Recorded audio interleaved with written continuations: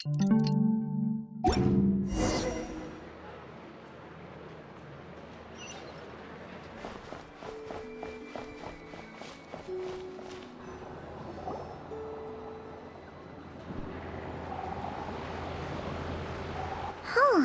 been a few days since we said bye to the others in Nasha Town.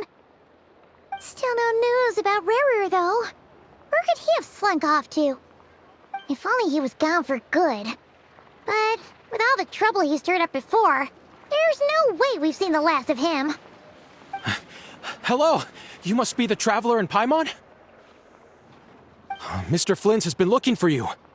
Unfortunately, there's been a serious wild hunt attack over at the quarry. He thinks it's time to regroup and figure out a plan. The wild hunt?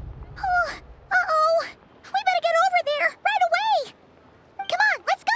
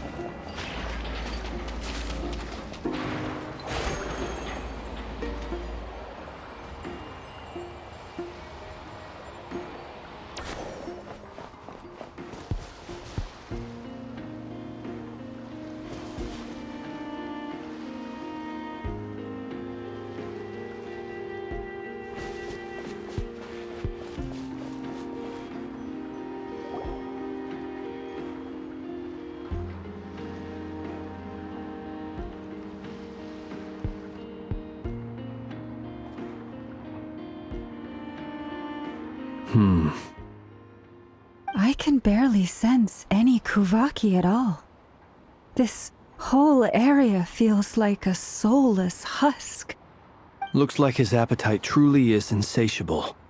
As if the power of that energy cannon wasn't enough. He's not seriously still getting stronger? What's his endgame here? Everyone's here already. Hey, we made it! So, what's going on? We've all been on high alert since we split up a few days back, expecting Rarir to strike again. But it's like he just vanished into thin air. No one has seen him nor found any trace of his presence. That is, until this morning, when a ratnik found signs of wild hunt activity while out here on patrol. As you can see, the crystalline itself is physically intact, but the Kuvaki it contained is all but completely diminished. And we're sure that Rarir did this. Who else? He's the only one who could pull off a stunt like this. Kuvaki loss has reached critical levels. Reikir of Solnari set to maximum threat level. Warning, unless de-escalation measures are taken soon, he will pose a threat beyond our ability to contain.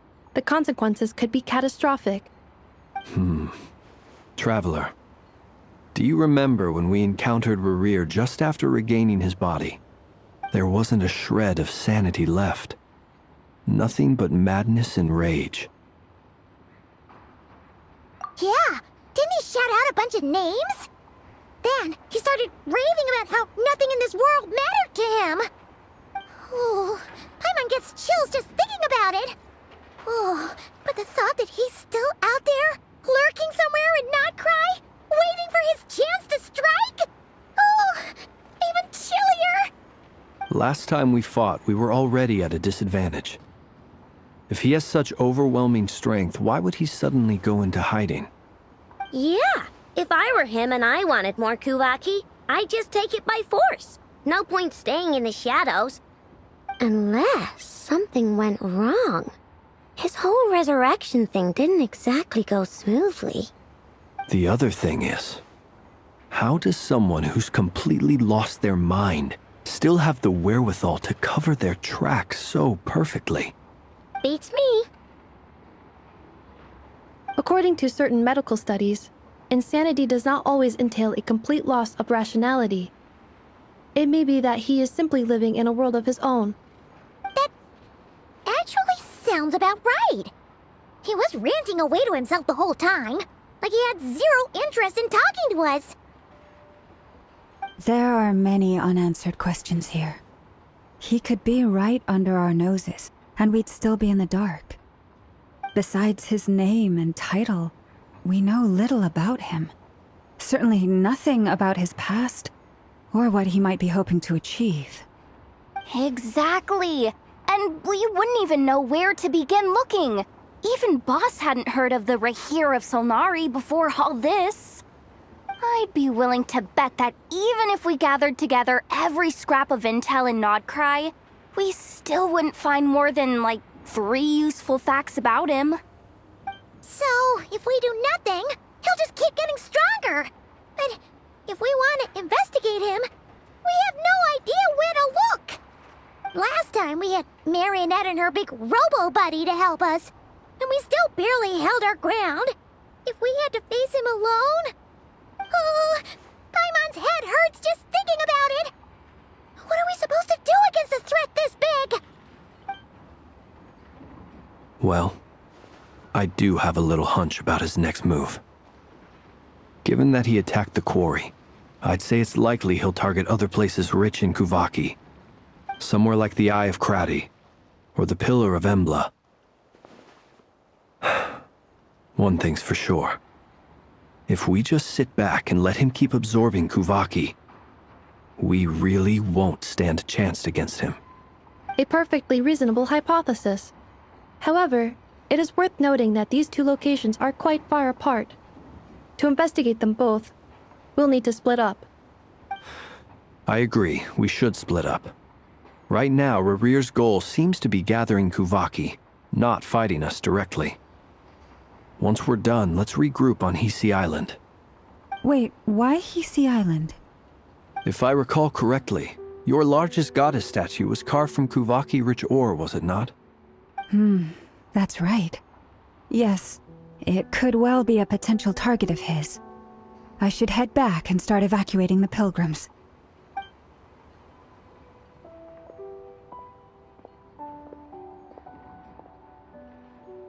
Splitting up's always gonna be risky.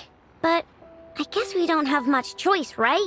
We're in a race against time here. And if we do run into Rear, what then?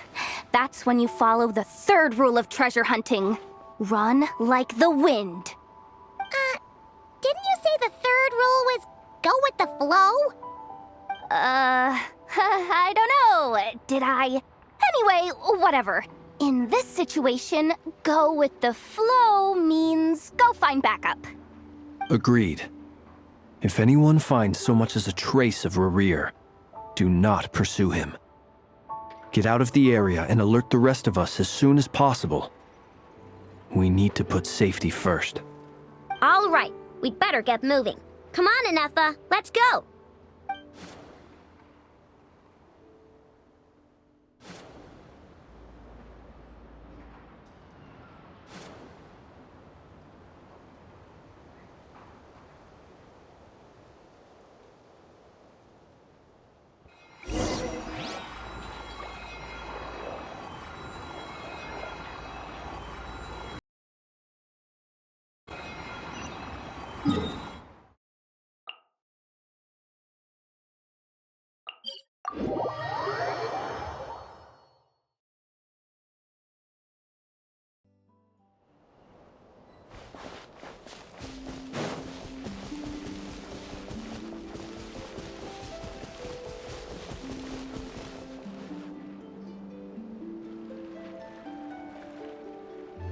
Any leads?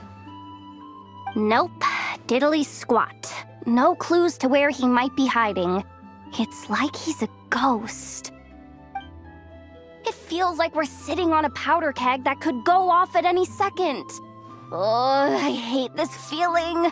I'd rather face him head on than be left hanging like this. So, you guys didn't find anything either? Not loving the word either. How about you, Flints? I questioned a few Ratniki and eventually narrowed my investigation down to one suspicious individual. But by the time I got to his place, he was already gone. Almost as if he knew someone was on to him. Either that or he's just extremely cautious, and doesn't stay in one place for long. He's been biding his time for a while now. The question is, where or what is his next target? No idea. Since regaining his body, he seems to have lost all interest in the fragment in my possession. If he did still want it, he's had plenty of chances to take it. All we can do now is hope that Aino and Anefa turn up some leads. Darn it, Rarir! If you've got the guts, come face me one-on-one! Wait, he's actually here? I didn't mean it! I swear! No, it's coming from Silver Moon Hall. The Lady Kutar might be in danger. Let's get over there, quick!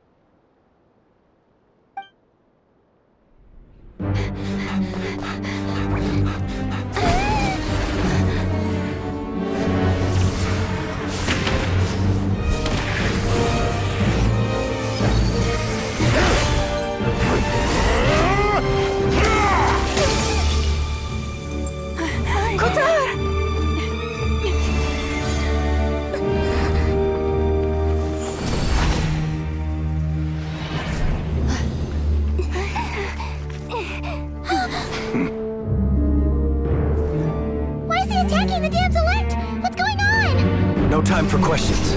Stop him!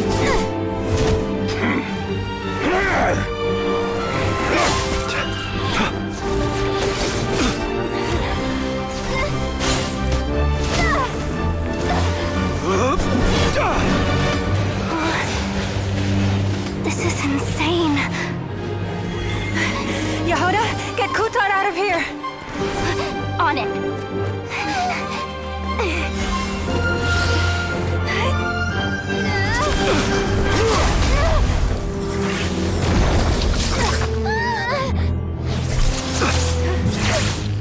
Look where your feeble light has gotten you. Now, you shall plunge into darkness. Thalindus, soon, I will find a way. Watch out!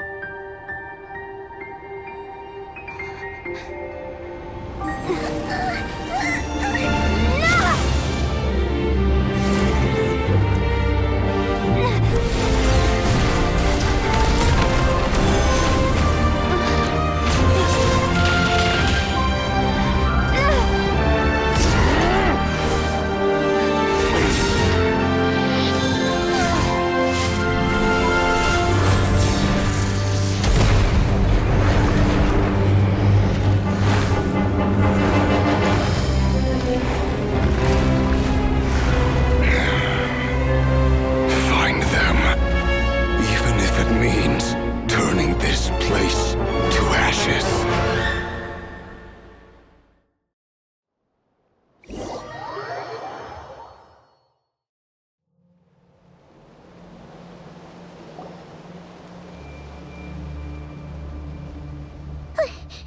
That was too close! We barely made it out of there alive. What's that guy's deal? How'd he get so crazy strong? He's a threat to this entire nation. I doubt his strength could even be measured by conventional standards. I have a question. When me and Anefa showed up, we saw him chasing after this lady like he wanted her dead. What was that all about? We weren't there for the whole thing either. They were already duking it out by the time we arrived. Yeah, we didn't see how it all started. It all escalated so quickly, we had no choice but to step in. Kutar, can you shed any light on the situation? Kutar. Cross-checking database. I see. So you're the one that the Frost Moon Scions refer to as the Moon Goddess? Wait, she's the moon goddess? Oh, no swear she looks just like all those statues. There are many reasons why people might worship the moon, and just as many why they might despise it. I've never met that person before, but there was no mistaking his deep-seated hostility towards me. Why he holds me in such contempt, I cannot say. But since he hunts the power of the moon, it's no surprise that I am a target. Kutar. There are many potential motives. For instance, you help the traveler escape his grasp. This could be his way of taking revenge. It is also possible that he covets the Kuvaki inside you and seeks to take it for his own. The list goes on. But right now, devising a counter-strategy should be our #1 priority. The likelihood of this location being discovered is close to 100%. A counter-strategy? But we don't stand a chance against an enemy like this. Surely our only option is to run. He's not gonna chase us to the end of the world, right? So as long as we can sneak out of Nod-Krai undetected. No, I can't say that. Come on, Yehoda, this is serious stuff. You can't suggest we all just chicken out. Running is our only option. Huh? You seem surprised, but what other choice do we have? We are facing an enemy we cannot possibly defeat in battle. Well, I mean, yeah, but still. It's not too late. I can distract him, so you have plenty of time to make your escape. Wait, what? You're gonna act as bait? Doesn't that make sense? I'm the one he's after. There's no need for you to risk your necks on my behalf. A coyote doesn't stop for bypassers while it's howling at the moon. What is it, Lama? The Frost Moon Scions have already grown accustomed to life without their goddess. My presence here is no longer essential, and this is not my home, so you needn't ask me to stay. We can't just roll over and let him get away with this. That's not our style. Yeah, we can't just call it quits after everything we've been through together. Besides, she'd pretty much saved my life back there. If I just ditched her now, I'd never forgive myself. We can't overlook that you have saved our lives multiple times now. To talk of returning the favor would be a little crass for my liking. But suffice to say that we are friends, and friends look out for one another. Riri's true objective remains unclear. Even if we were to sacrifice Miss Kutar, there's no guarantee he would stop. But... Kutar, I know why you left the Frost Moon Scions so long ago. It was because people started treating prayer as a form of trade. They would make self-centered wishes, force you to accept meaningless offerings in return, and then expect you to perform miracles for them, as if that were their entitlement. If it were me, I might have walked away too. But I believe that time can change everything, and that sometimes it takes losing something precious to appreciate its true worth. After much reflection, I've realized that this was never about whether the Frost Moon Scions need you.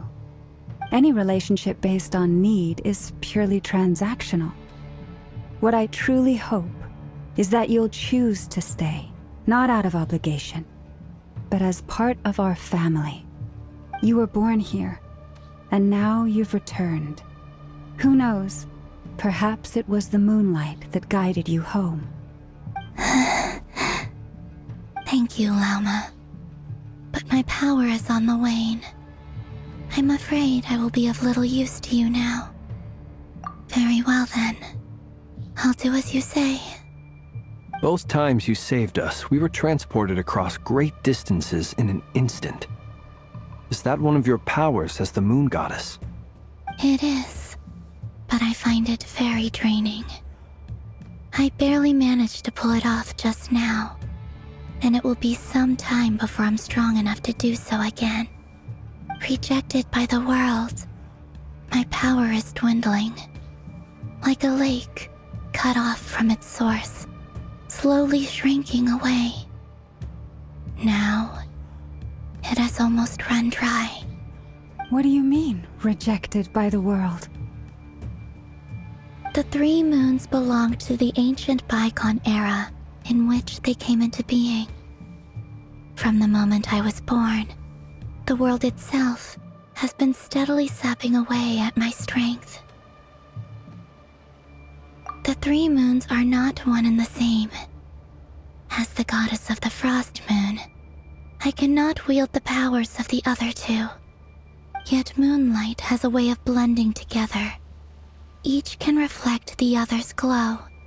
So when our fingers touched, I was able to restore my strength by drawing Kuvaki from the eternal moon's marrow. But this method of recovery is painfully slow. If only we could find the...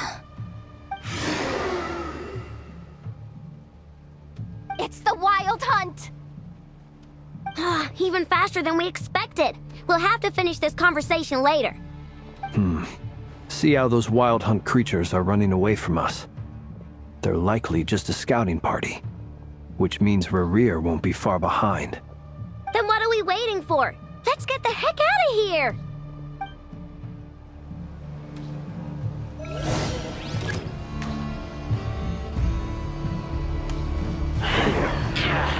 You poor lost... For the everlasting forest. Flash attack! The night comes. Oh, they just keep coming! This is driving me nuts! Rerir's closing in on us. We need to pick up the pace. There's too many of them! And this time, we can't fall back on Tutar's help to escape. This goes on much longer. Rushes the moon. Beware the creatures of the night. Close your eyes. Be silent. Observe.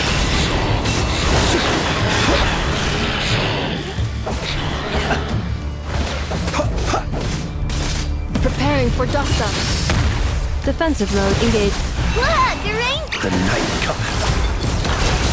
For the everlasting forest. Receive my blessing. Close your eyes. Be silent. Night falls.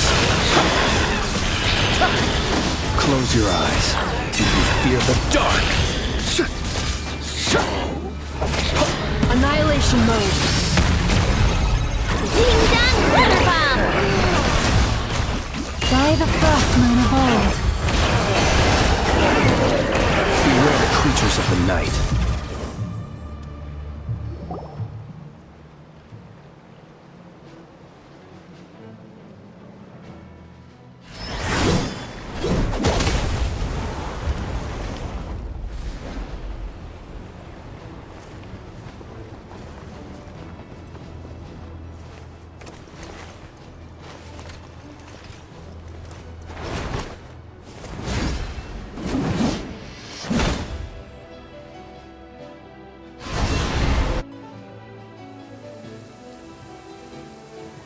What's the matter? Bit off more than you could chew? Who are you?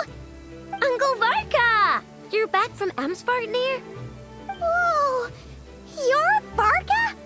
Grand Master of the Knights of Favonius? We could save the intros for later. Right now, let's get you all out of this hellhole.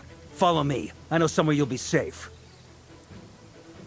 Oh, is that where I think it is? That's the one.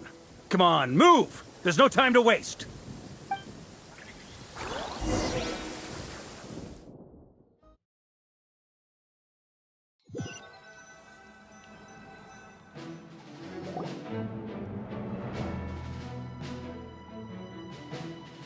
Wow! Where are we? This is so well hidden. Well, that goes without saying. This is the Knights of Favonius' meeting place in Nod-Krai, and a contact hub for the Northern Intelligence Network. AKA, the black market of intel. No matter what faction you're with, it's the place to buy and sell information. Their headquarters are in Nod-Krai, but they've got contacts in every nation. As an expeditionary force on foreign soil, working with them has offered us the most effective way of getting our hands on reliable local intel. This is where we meet, so naturally, it's secure. Anyway, where were we? Folks from Nod-Krai should be pretty familiar with me by now, but I believe this is the first time we've met. Allow me to introduce myself.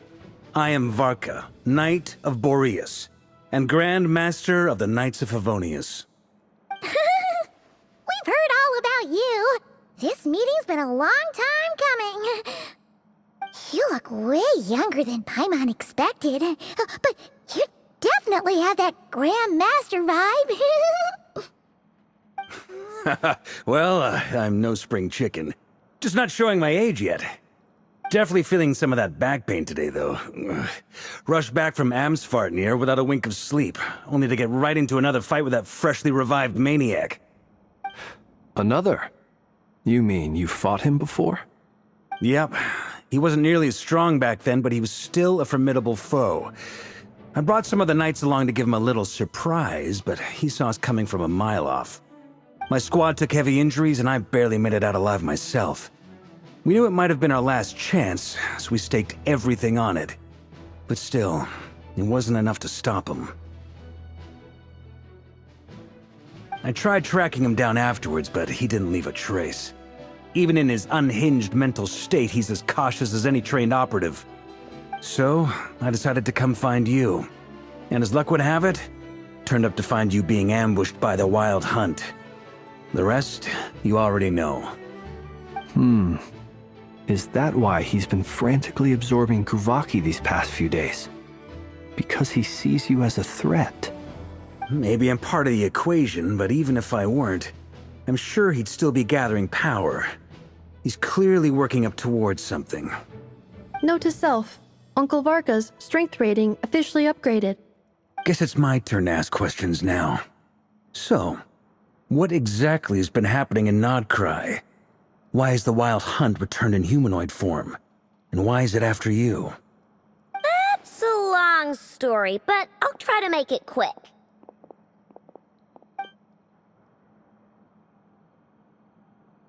Wow, I had no idea so much had happened. Sounds like you guys have really been through it. So, the Kutar is actually a Fatui Harbinger. And all this Wild Hunt activity in Nod-Krai is the work of the Raker of Solnari, one of the 5 sinners. That's a lot to take in. Need some time to wrap my head around it all. I'm truly sorry, Mr. Varka.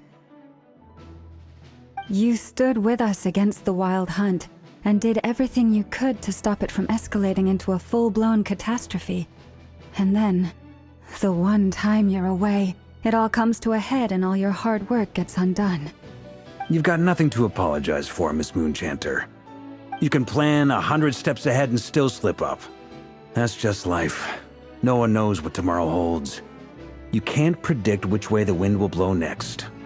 And, to be perfectly honest, I can't say I'm surprised. For all the times we've defeated the Wild Hunt in the past, we've never been able to completely wipe it out. Turns out, we were just delaying the inevitable. But now that a new variable has come into play, fate may well take a different course. A new variable? You mean us? Who else? And in a strange way, I think his resurgence might not be an entirely bad thing. The Wild Hunt is like an unrelenting force of nature, but Rerir is an individual with an agenda. He's gotta have a weak spot somewhere. That said, while I was explaining everything just now, some of the points that Mr. Flint's added caught my attention. You mean about our mystery ally? That's right. From what you've said, not only did they lead you straight to some key files, they also shielded Hisi Island from a lethal Kuvaki blast.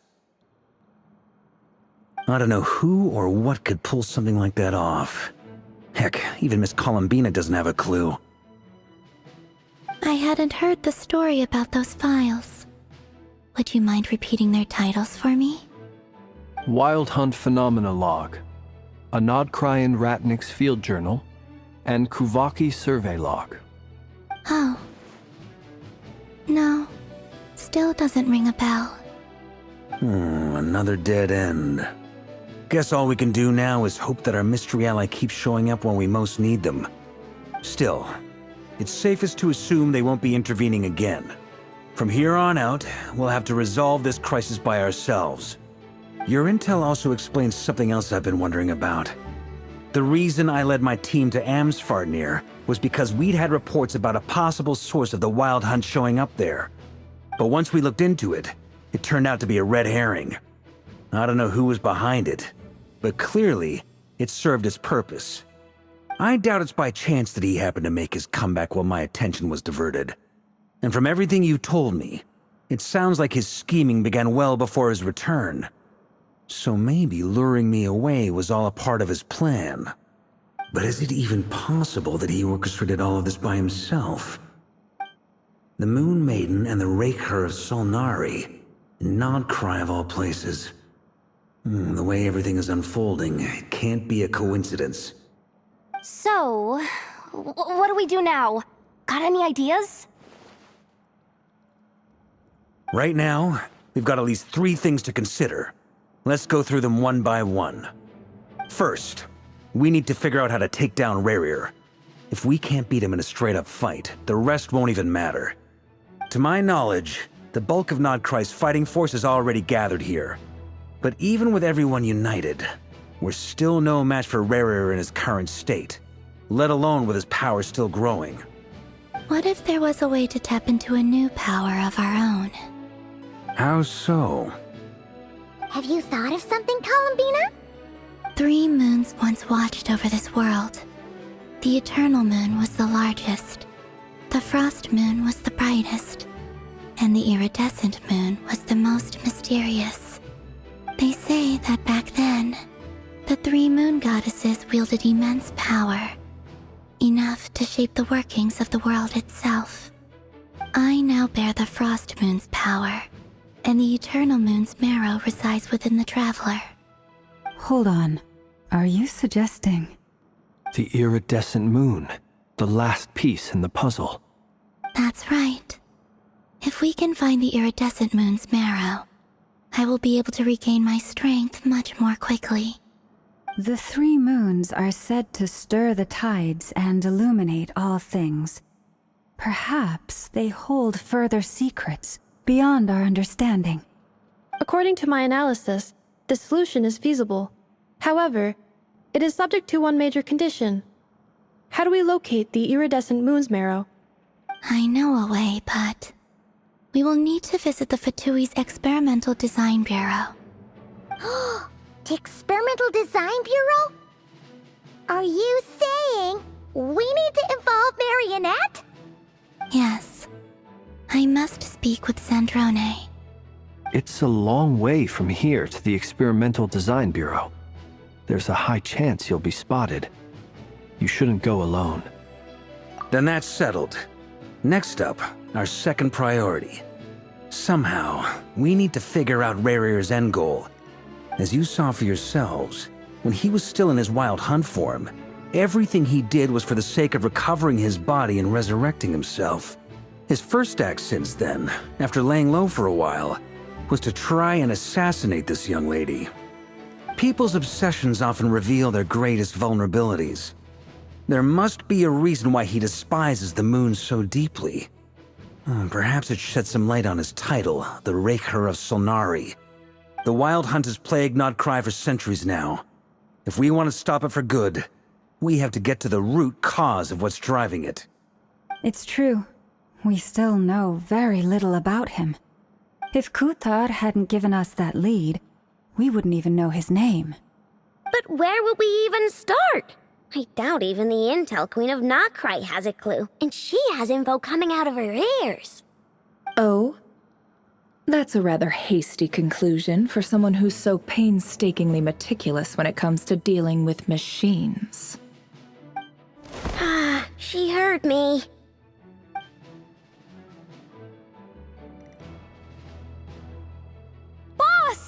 What are you doing here? I'm now asking myself the same question. I received a letter from a humble knight of Favonius, requesting a meeting to discuss a major business deal. But it looks like this humble knight had something else in mind. Details, details. Miss Neffer, the important thing is that you've arrived at the perfect time. Since his failed ambush, I've been racking my brains trying to come up with a plan to fight Rerir. Given the severity of the situation, I think it's fair to say that our only chance lies in uniting as one. And I'm talking all the factions in Nod-Krai. We can't do this without the Curatorium, but I knew it'd be a tough job to win you over. So, I took the liberty of reaching out for a little chat. Wait a sec. How did you even hear about this place, Neffer? Didn't you say this is meant to be the Knights of Favonius' meeting spot? And a contact hub for the Northern Intelligence Network? And isn't it supposed to be super hidden? You really think he could have gotten settled in Nod-Krai without my help? Besides, I'm the one running this gig. Of course I know where the meeting place is. Allow me to introduce the current head of the Northern Intelligence Network. If it's intel you're after, she's your woman. Pretty much seen and heard it all. Please spare me the flattery. Let's cut to the chase. Seems like you've run into some trouble, huh?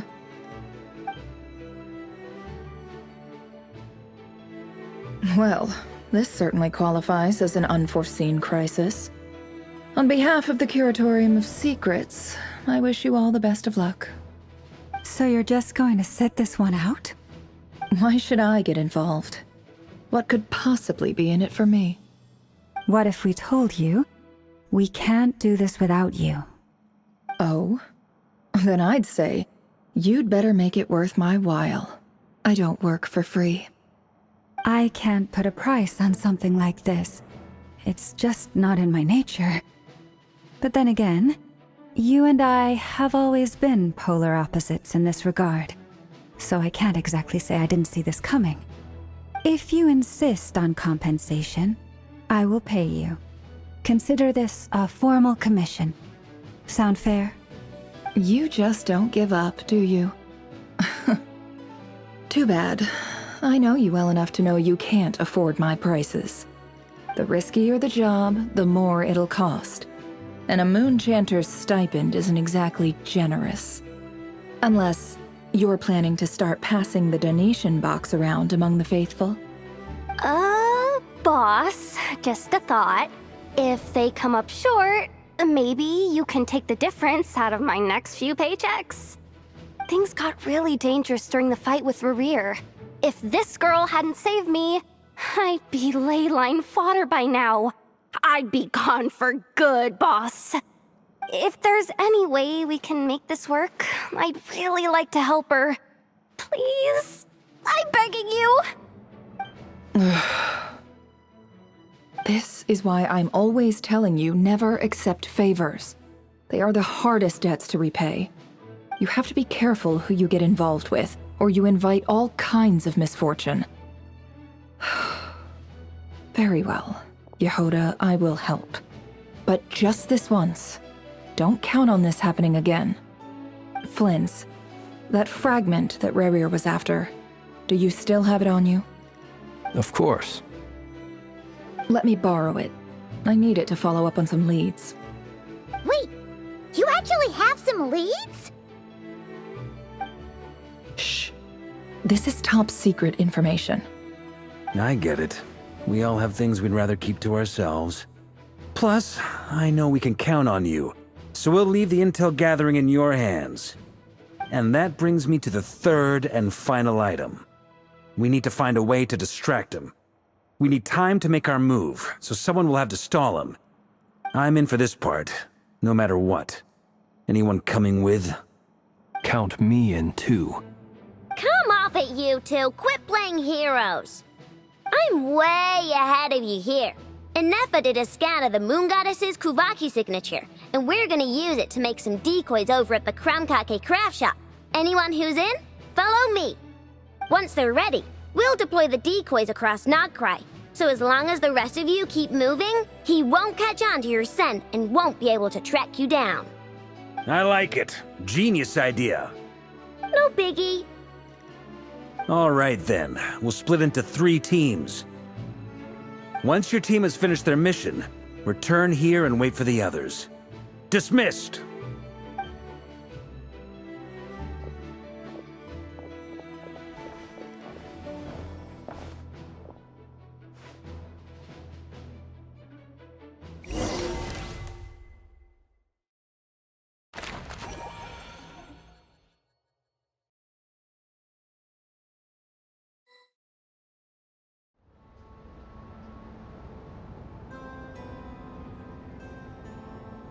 Lady Damselat.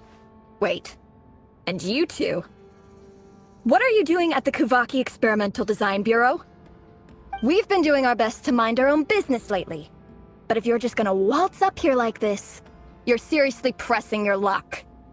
Don't blame us for doing what we have to. Huh! You really think that's gonna scare us off? We're not looking for any trouble. I just want to see Zandrone. Do I need to remind you that you're still a wanted fugitive for deserting us? Out of consideration for our former ties and the crisis we're all up against, we'll let you leave in one piece. But don't even think about trying to get inside. Let them in. But... Are you going to make me repeat that? no, my lady. Zandrone seems to be in a good mood. Must be maintenance day.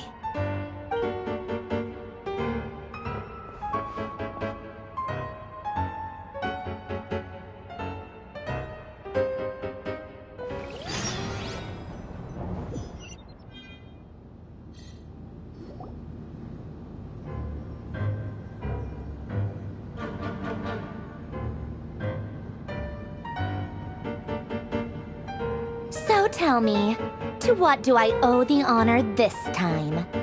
Actually, before you answer that, just so we're clear, we're not colleagues anymore, Columbina. I don't owe you anything. I promise it's nothing big. It seems like you've gotten the wrong idea here. The only reason I let you in was because I was bored. It seemed like a way to kill some time and satisfy my own curiosity. Whatever miscalculations I may or may not have made in the past, I haven't lost the plot enough to even consider sticking my neck out for your sakes. I'd like to speak with Arlecchino. What? Huh? You mean the knave? I'd like to speak with Arlecchino. Is she in Nod-Krai? No, she's not. Once the work on this facility was completed, she went back with the rooster and Regrator. The only ones in Nod-Krai are me and... what is it you need to speak to her about anyway? Rerir is hunting me. If I'm going to face him, I must first retrieve the lost moon.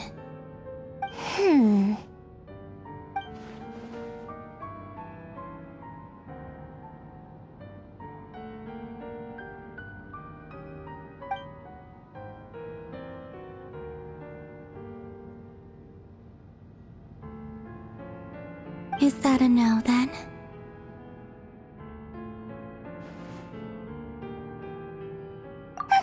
As if I need reminding. I was this close to settling things with him before someone decided to whisk me away to their weird little garden. Have you held any tea parties lately? Tea parties? Yeah, obviously. You don't seriously think we'd pack it all in just because you aren't here. If anything, they've been more eventful than ever. Just me, Arlecchino, and a bunch of insolent, insensitive guests who won't stop asking where you've gone. Oh, they've been a real joy. I bet you served them the worst tea you have. Just like you used to do to me when I upset you. Who cares about how good the tea is when there's no one around to drink it? I keep losing people. First Rosaline, now you. I'm running out of people who can make me laugh. Honestly, what could be more ridiculous than the multi-centenarian goddess, who's only ever had the plain herbal tea she received as offerings? You'd always brew a different type of tea for me each time. Was it really just to see how I'd react?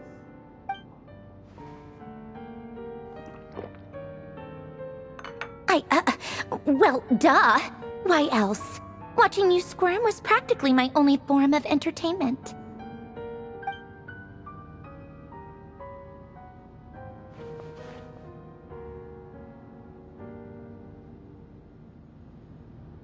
Oh, yeah. And Capitano sometimes used to bring Tartaglia around, too. But I guess we won't be seeing him again. Well, I guess we are overdue for a get-together.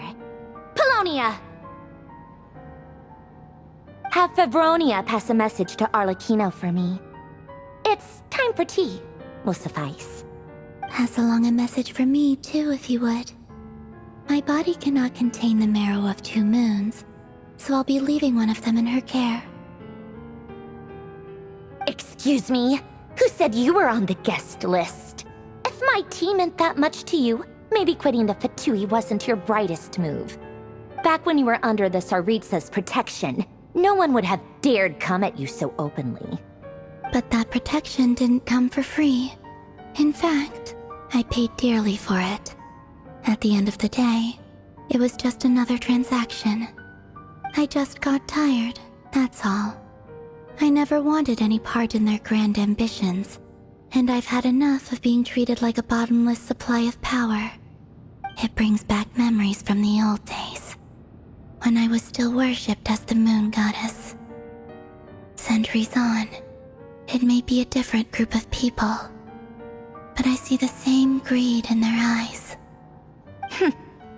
I figured you'd leave eventually. You didn't have as much of a reason to stay as I do. The Tsaritsa gave you shelter and protection, but that was it. Nothing more, nothing less. Meanwhile, the Fatui demanded everything from you in return, until it was more than you could bear.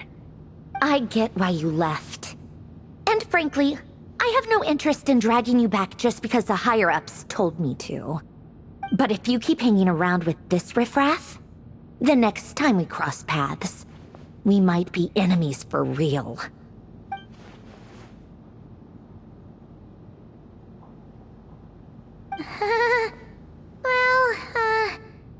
Guess that's our cue to leave. That might be your plan. But it sounds like someone else wants you to stay a little longer. Huh? What do you mean? Listen.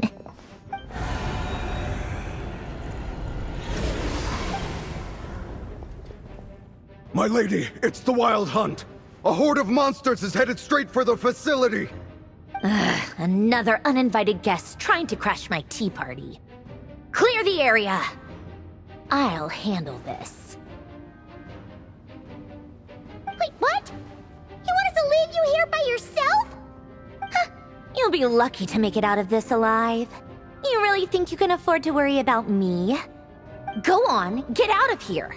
You may have stopped Polonia from crushing him last time, but I've made sure that won't happen again.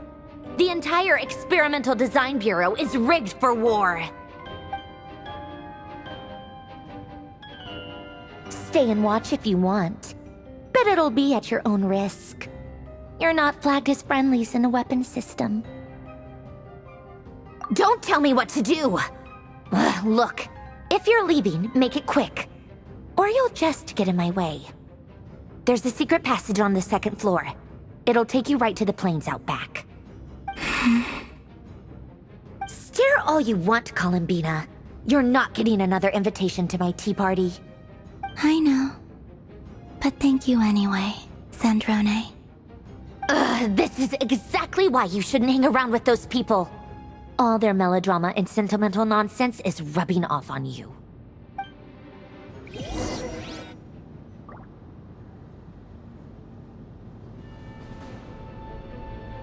Come on then, Mr. Ray here. Let's pick up where we left off.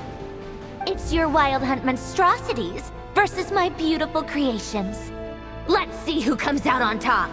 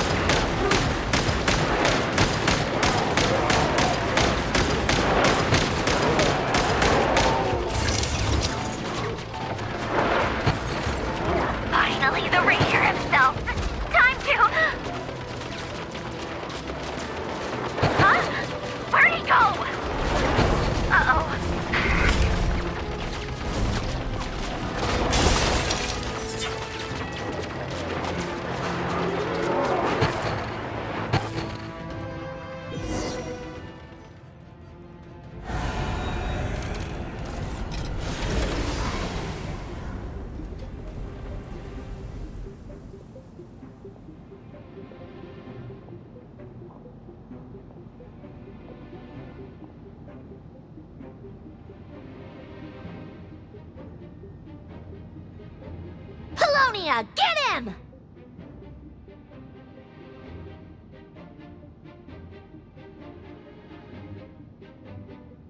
I've upgraded Polonia again since our last encounter, and uploaded every last scrap of of your data.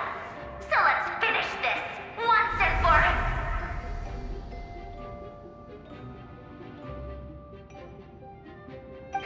She's not here.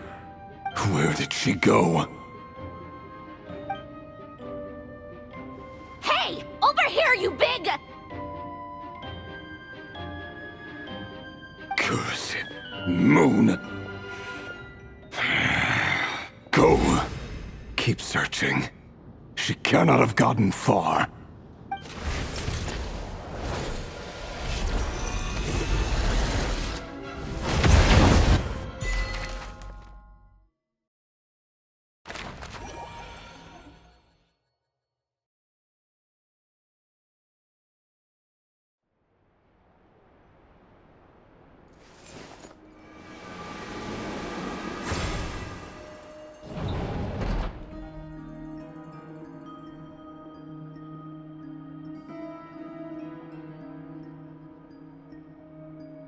So this is your method for investigating Rarir's past? It almost looks like some kind of ceremony. Good deduction. But it's quite a different affair from what you're used to with the Frost Moon Scions.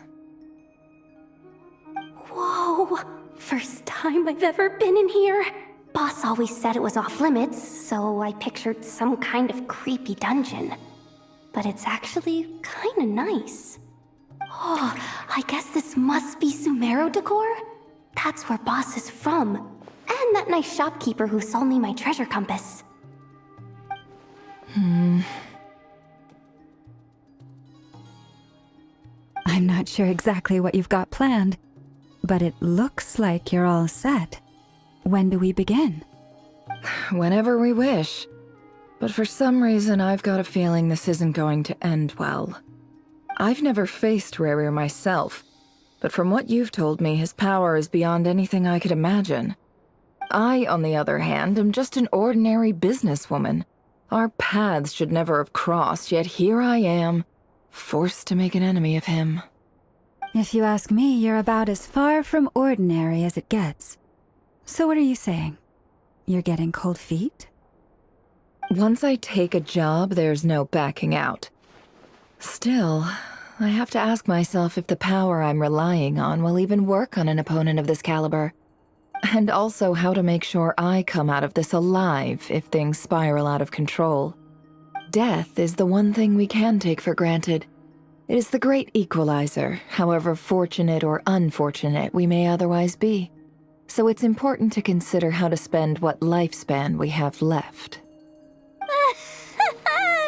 Come on, boss. Lighten up. Quit talking about death.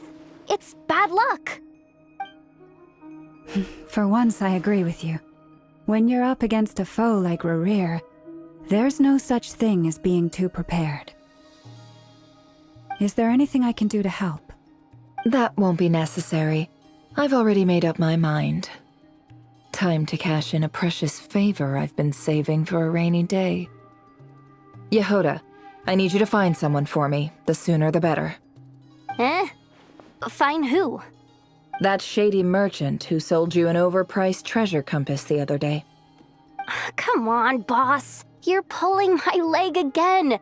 In what way is she shady?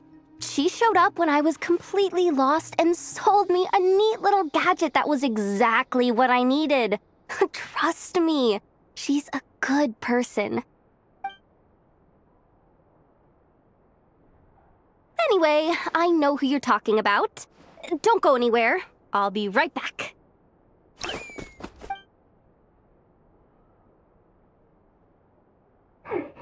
Quit dragging me. I genuinely can't run any further.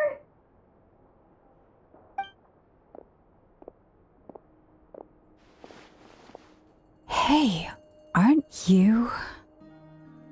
What is it? What's the big rush? You dragged me out of a dream where I was literally swimming in Mora. I'm charging double my usual attendance fee. See, look how easygoing she is. After that rude awakening, she could have completely snapped at us. But instead, she kept it together and just asked for an extra fee. Dori Sangama Bay? I never would have pictured you two doing business together. If you want to make it big in Nod-Krai, it's all about connections. Lady Nefer just so happens to have a lot of intel that interests me. And she also did me a big favor in the past. It was back when I first arrived in Nod-Krai. My trusty assistant, the genie in my lamp, had an adverse reaction to the Kuvaki and fainted. And wouldn't you know it, that's when I suddenly find myself in a life-or-death situation. Good thing my compatriot was there to swoop in and save the day. I've been giving her a 30% discount off all of my goods ever since. Now, so that no one here feels left out, I'm willing to extend a 20% discount to fellow friends of Boss Nefer. Plus, any other friends you send my way will enjoy 10% off. What can I say? The great Lord Sangama Bay is nothing if not generous. So, let me guess. You've run into some trouble? I've got everything you could possibly need, and the more you buy, the more you'll save.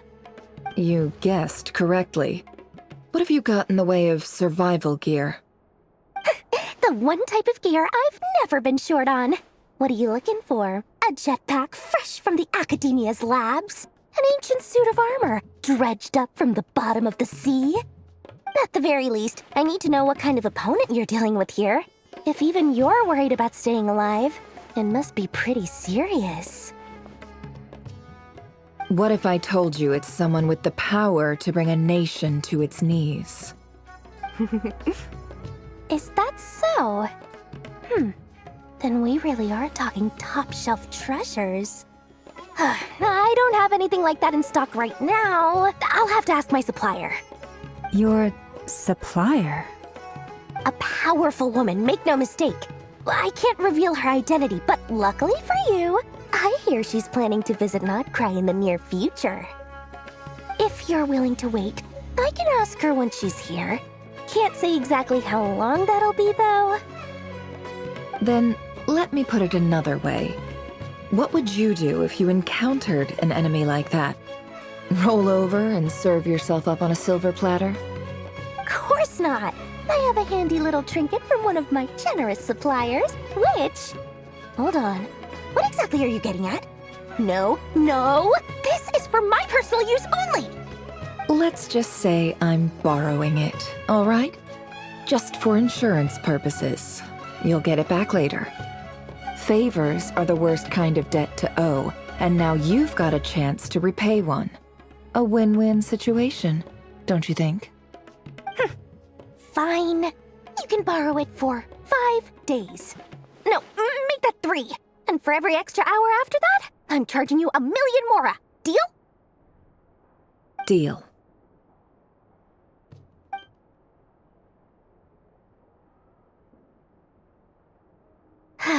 What a way to start the day. Now, was there anything else you wanted? Or can I go back to bed now?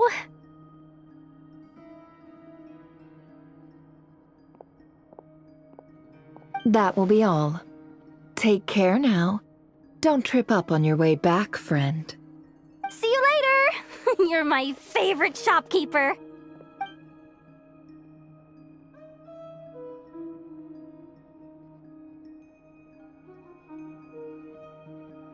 Excellent. Everything is well and truly ready. The ceremony can now begin. After initiating the ceremony, your minds will follow me wherever I go. You will see many strange things in your mind's eye. So remember, don't be frightened, and don't make a sound. Now then, let us peer into the Raker of Solnari's past.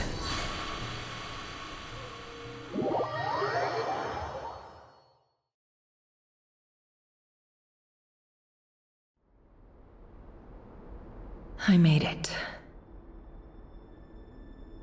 I don't recognize this style of architecture. Must be Conrian. Simple furnishings, table and chairs. It's a more ordinary house than I might have expected. Looks like the fearsome Raker of Solnari came from surprisingly humble beginnings. Unless this passed for luxury in Conria. Unlikely. It was said to be a very prosperous nation in its heyday. Anyway, I'll keep exploring.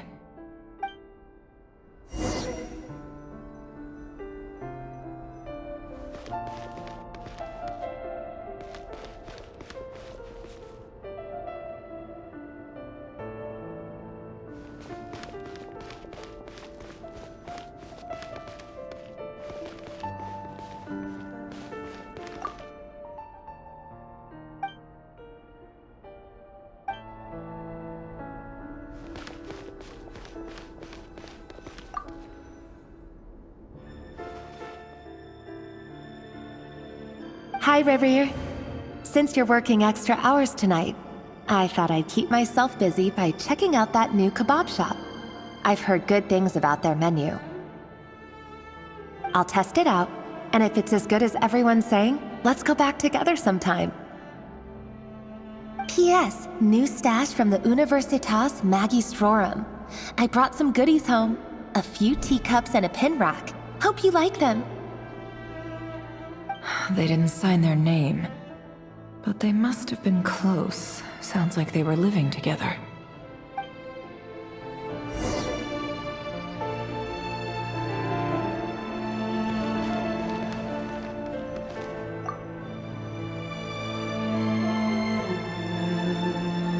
I went over to Joseph's for drinks today. They have a fine collection, but I went alone. Thelindis was tied up with something and couldn't make it. Joseph asked why I came alone, but I didn't really have an answer. He then went on to ask about other things. If you ask me, someone who asks that many personal questions is too nosy for their own good. But if he invites me again, chances are I'd still go. Thelindis. That's the same name Ririr mentioned. Crane imports keep falling. If things don't pick up, we'll soon be back to meat and mushrooms only. Honestly, I'm not a huge fan of that new type of mushroom everyone's been into lately. Didn't it start out as a lab-grown variety? I heard it's even mildly corrosive. Seriously, why would you even eat something like that? I don't care if it's an impressive feat of alchemy. That just isn't the kind of thing I like to eat. Grain has to be imported, and they're eating a diet of mostly meat and mushrooms. Could it be because Conria is underground, so it doesn't get much sunlight? That would explain why they use so much stone in their buildings. They even use alchemically modified strains for food. Seems like the people of Conria don't have many options when it comes to dining. I've just about saved up enough now. Time to buy it and keep it somewhere safe. Making a big purchase. I wonder what it is.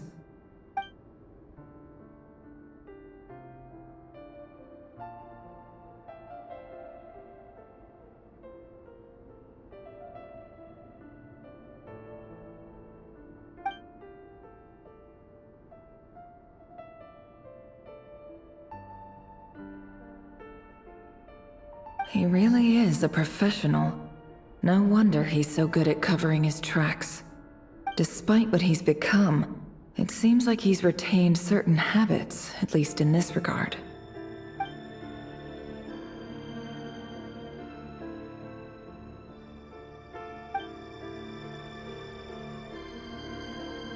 Did Rary rip it out himself?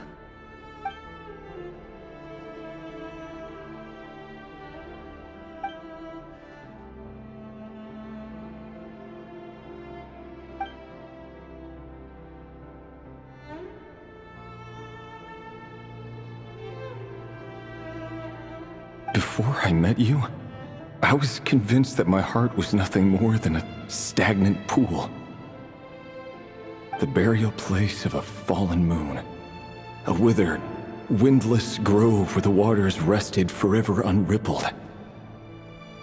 It was you who helped me see that my heart hadn't entirely withered away. That it could still beat to the rhythm of love. This is just trivial sentimentality from the looks of it. Why would he go to the trouble of hiding that?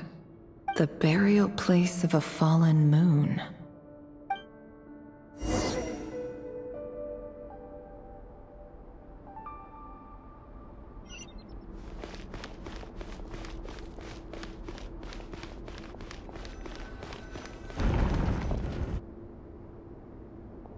Reverie, over here.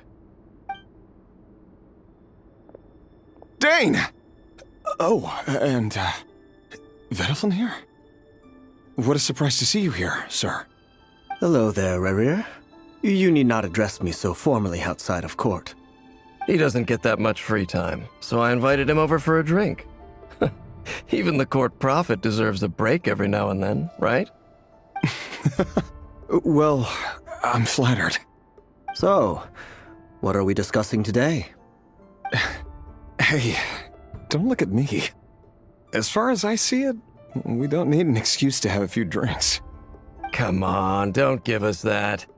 Didn't you say you were about to pop the big question? How's that coming along? Who'd have thought the great Twilight Sword was an even greater gossip? I just didn't expect you to be the first one to settle down and get married, that's all. Yeah. If you told me that a few years ago, I wouldn't have believed you either. So, are you planning to come clean about your job then? I'm guessing you still haven't told her. Sure, I'll have to tell her at some point. But I'll need to pick the right time and place.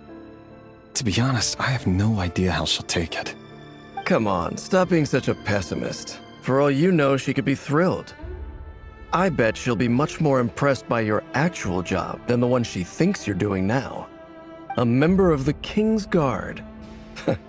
Quite the cover story. Does the king himself even know? Of course he does. Anyway, enough about me. How have you been? Me? Same old, nothing much to... Huh? What's up, Ved? It's nothing. Vediflin, Dainslift's elder brother. Renowned throughout the court of Conria as the Visionary, and said to possess a wisdom far beyond the reach of any ordinary man. And yet, despite the gulf between us, he seems to have something to say about me. Does he even know me? Does he see me as a friend of his brother, or just another of the Vinster King's blades? Why did he react so strongly? Was it really to do with what we were talking about? Brown, curly hair and brooding blue eyes.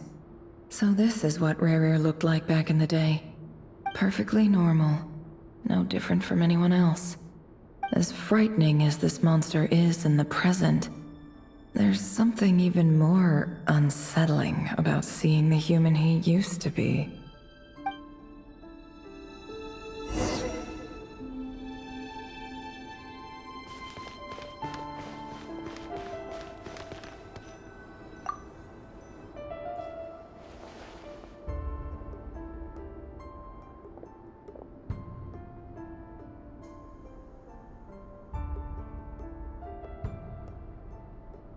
Felindis? You're back early? Our equipment's being serviced today, so I got off earlier than usual. How's your day been? Aw, why the long face? Is something the matter? Has your boss been giving you a hard time again?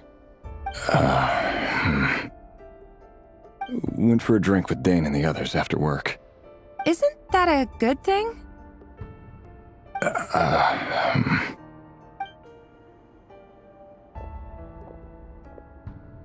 Vediflin showed up today, too. You know, Dainslift's older brother. Ah, Mr. Vediflin. Yes, I've heard of him. They say that everything he says ends up coming true. He overheard Dainslift mention that I'd recently proposed, and seemed to have an issue with it. But when I asked what it was, he kept it to himself. So, you're worried? You could be such a child sometimes, Reverie. We're nobodies. Why would the Visionary be concerned about us? I'm sure someone in his position has much bigger fish to fry. Maybe you're right. You worry too much, Rerir. We've been together for ages now, and everything's been going so well, has it not? You've even proposed to me. So, you do remember. Tell me then. What's your answer? Like I said, I need some time to decide. You can't just rush into things like this. We may be nobodies in the grand scheme of things, but if we want things to work out, we've still got to plan ahead. All right. Take your time.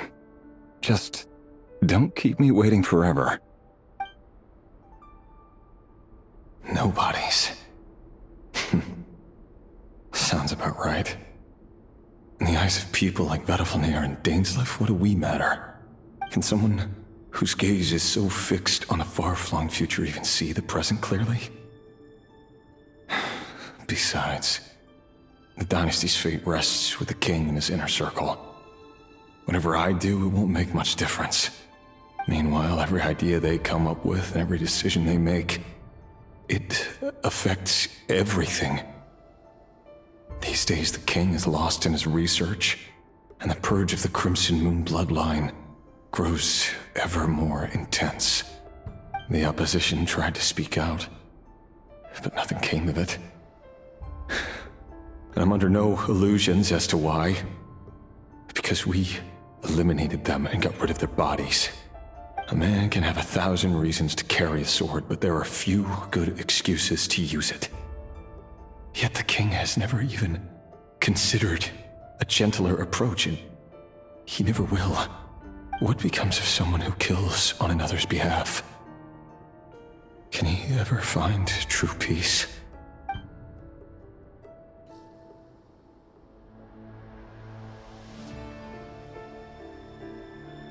Thelindis?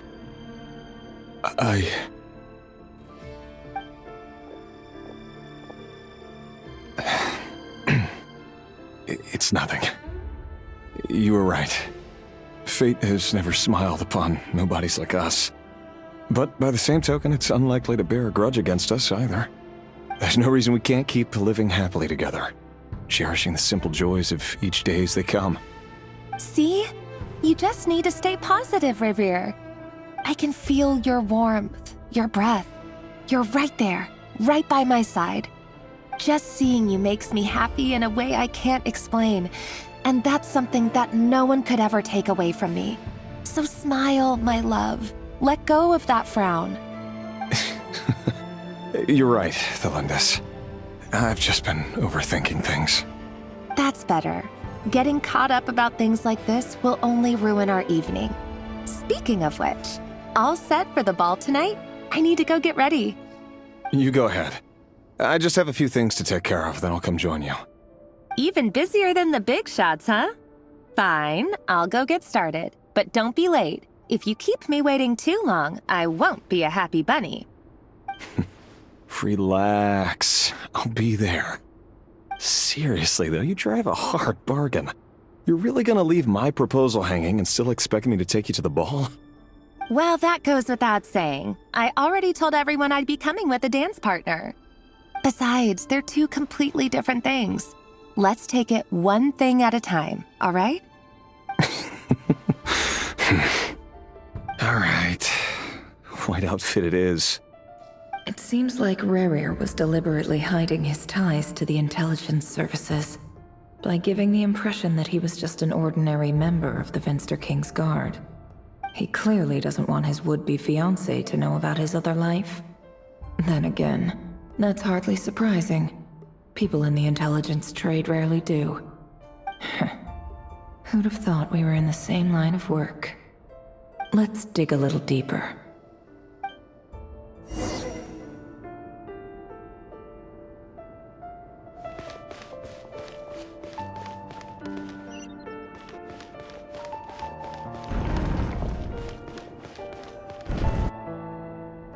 Our last operation was a resounding success, and all thanks to you, Rerir of Solnari. In total, we apprehended 32 dregs of the Crimson Moon, and 67 accomplices. After all these years since the dynasty's fall, so many of them still linger on. Indeed, it cannot be denied.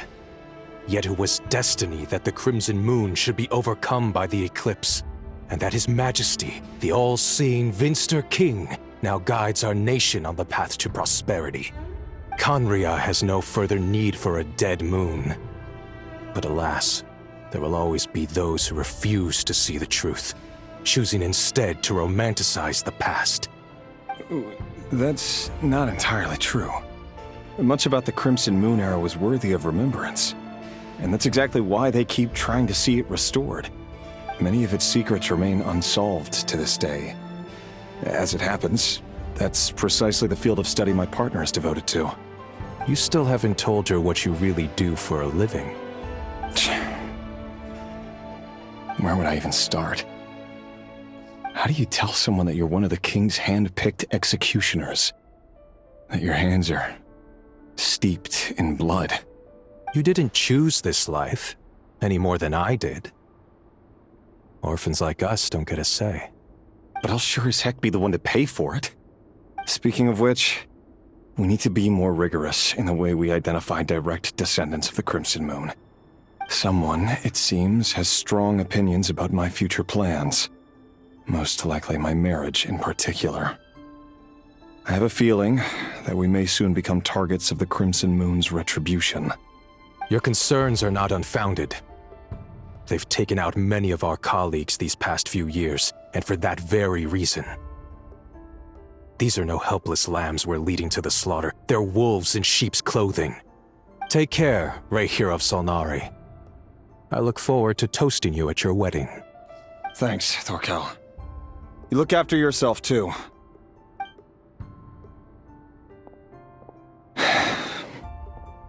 Thelindis, I never wanted to keep this from you. You're the last person I would ever want to lie to. But that's exactly why I can't tell you everything. There are things you shouldn't know. Things you cannot know. The moonlit dynasties are a thing of the past. Yet even now, with the sun shining high in the sky, there are those who would call forth a dead moon's ghost.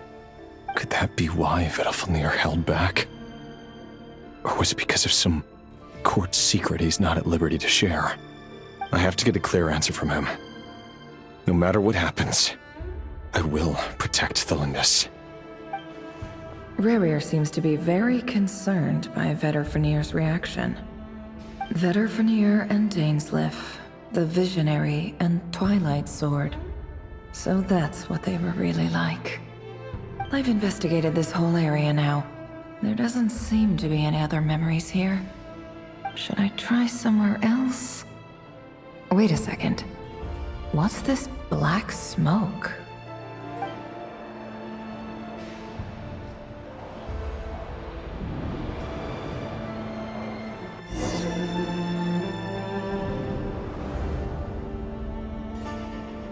So, he's late after all. Just you wait, Rerir. You're in for it. Big time. Are you waiting for someone, ma'am?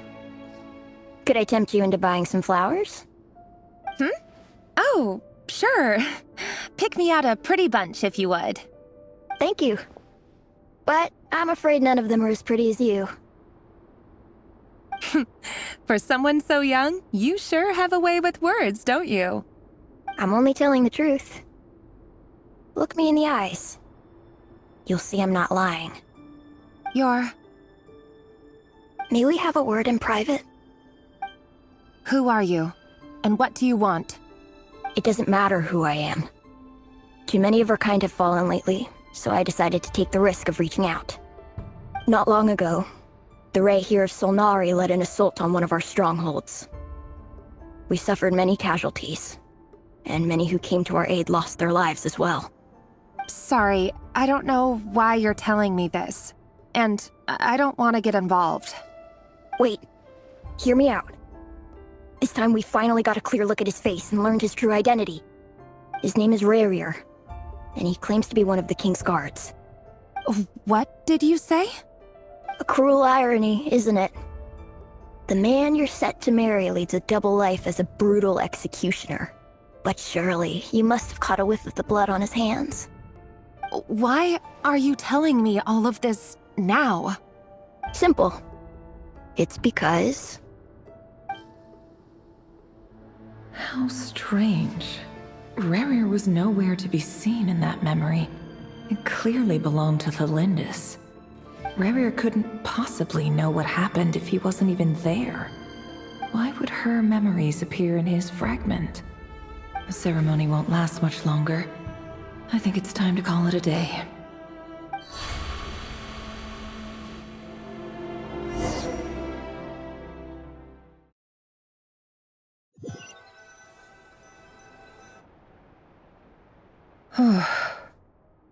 So that was your doing? Did you just pull us inside Rerir's fragment to spy directly on his memories? Any more questions, and I'll have to start charging.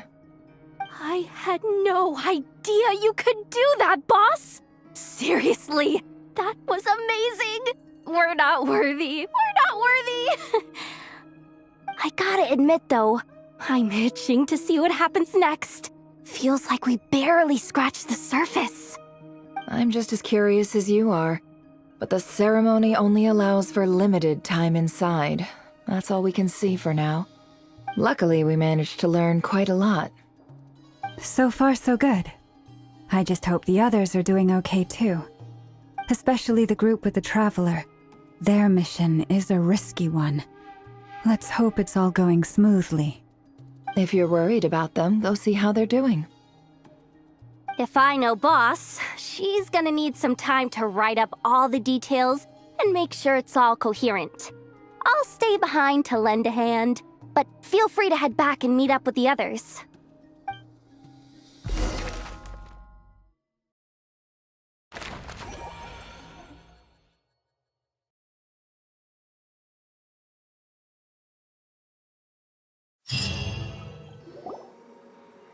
Oh, they've been prowling around for nearly 2 days now. These things just won't quit. Oh, they might not have seen us yet, but them constantly sweeping the area, our way out is completely blocked. Oh, that's never gonna work. One little slip up and it's game over. If they spot us, they'll run straight back to Rerir, and once he knows we're here, it won't be long before he's breathing down our necks again. Oh, guess you're right. All right, time to zip it.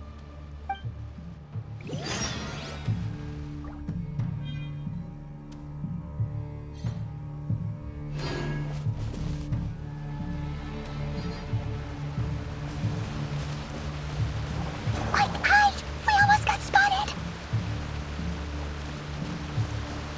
Phew, that was a close call.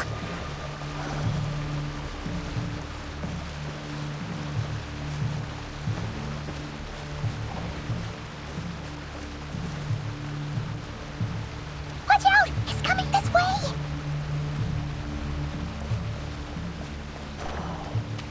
Keep going. We're nearly there. This is the final hurdle.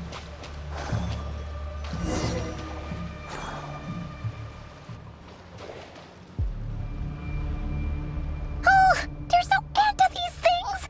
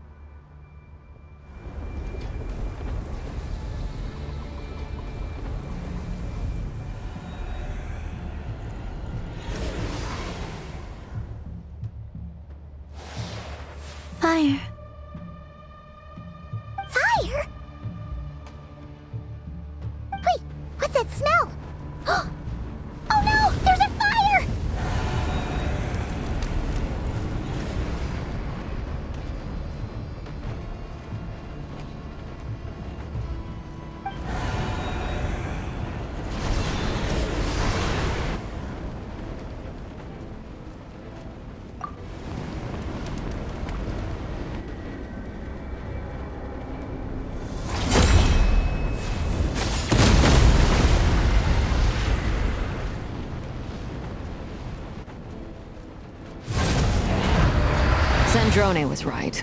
You look weak, Columbina.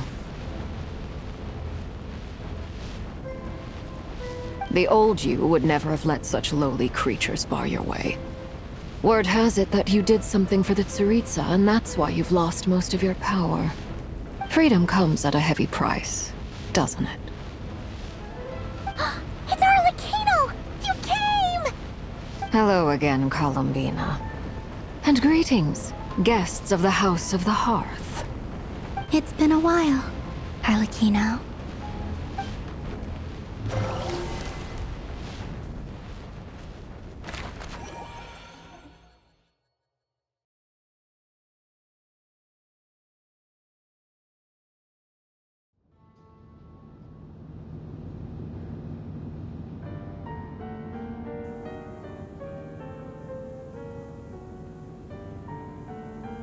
Stupid right here of stupid Solnari. Ugh, whatever! I've got all the data I need. Next time we meet, you're finished.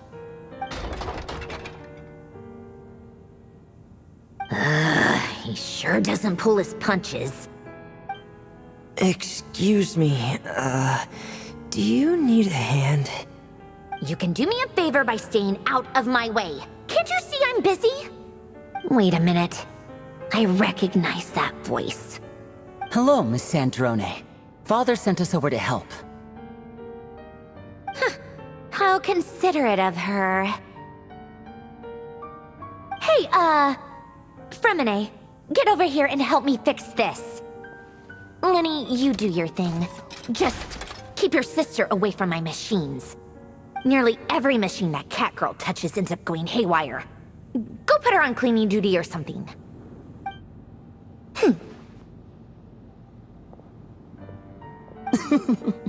Then let's start downstairs. Fremine, we'll leave this place to you. You've got it. Wait a second.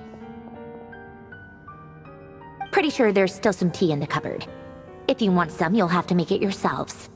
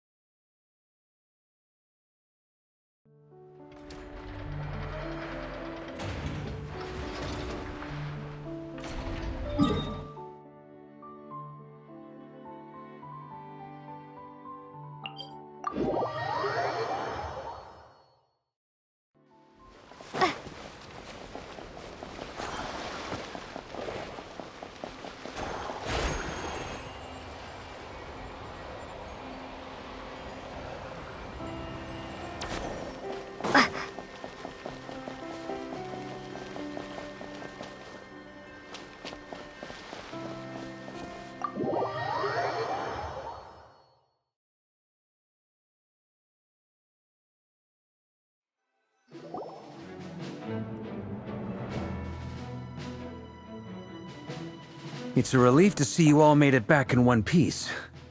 Huh? Feels like there's quite a few people missing. Where's Flint's and the others? And what about Nefer?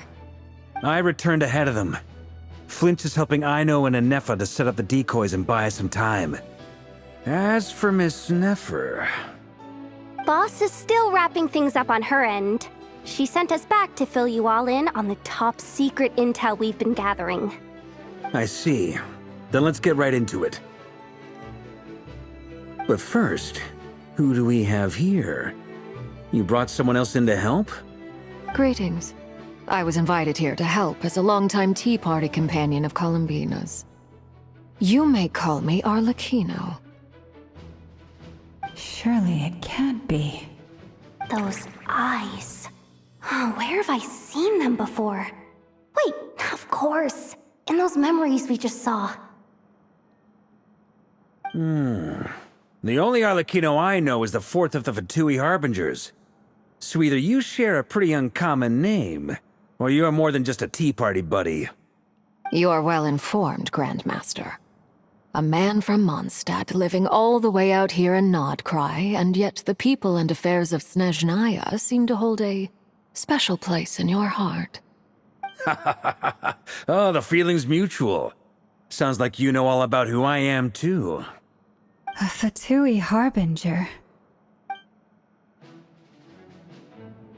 The atmosphere in here just got really tense. Guess we can't just start trusting Fatui harbingers, even at a time like this. I must admit, though, I'm a little curious. Seeing as the moon goddess no longer belongs to the Fatui, what makes you so willing to put your neck on the line here? Nor does Nod-Krai belong to Mondstadt, Mr. Varka. Yet still, you're fighting for it all the same. Things don't always have to have a tangible payoff. Sometimes, stopping things from spiraling out of control is a higher priority than chasing the spoils of victory. Of course, I can't say there's nothing in it for me at all. But that's between Columbina and myself. Forgive me. I don't mean to doubt you. It's just that the Fatui really have been the source of many of our troubles. We have our own way of doing things here in Nod-Krai. But ever since they arrived, the Fatui have treated us with nothing but hostility. I know there's been a lot of bad blood between us in the past. I've done my utmost to avoid friction whenever I could. But sometimes fundamental conflicts of interest simply can't be settled amicably. That's why I'm here solely in a personal capacity. This has nothing to do with the Fatui. As a gesture of good faith, I'll be frank. I can help Columbina track down the iridescent moon's marrow, which will help her restore more of her power. Anyway, what else is on the agenda? Let's begin. She says she'll be frank, then completely skips over the details. Looks like she doesn't want to give away too many secrets after all. But she clearly wants to change the subject. It'd be awkward if I tried to bring it up again now. I guess we'll just have to go along with it. She's the fourth of the Fatui harbingers after all. One look and you can tell she's not someone you'd want to mess with.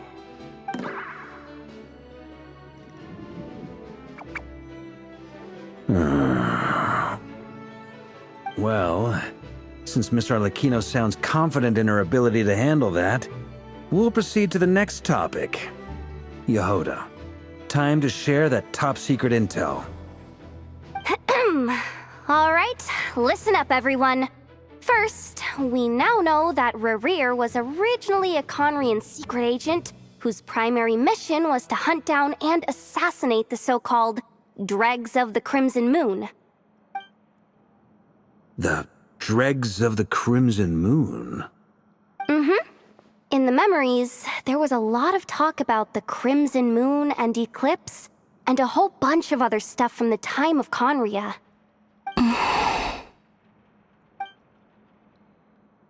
To my knowledge, those were the names of two different Conrian dynasties. Long, long ago, it is said that the people of Conria worshipped the Crimson Moon, drawing a mysterious power from its reflection. But one day, a coup saw the Crimson Moon eclipsed, hence the name of the new dynasty that replaced it, and how it became the new emblem of Conria. Still, long after the Crimson Moon dynasty had fallen, the last ruler of the Eclipse dynasty, the Vinster King, still coveted the secrets it left behind. So, he sent the Rehir of Solnari to secretly hunt down the Crimson Moon's few remaining followers. In those days, Rerir showed no signs of madness. In fact, he was as normal as any other person. Oh, and he had a fiancé, or at least a would-be fiancé, called Tholindis. What's the matter?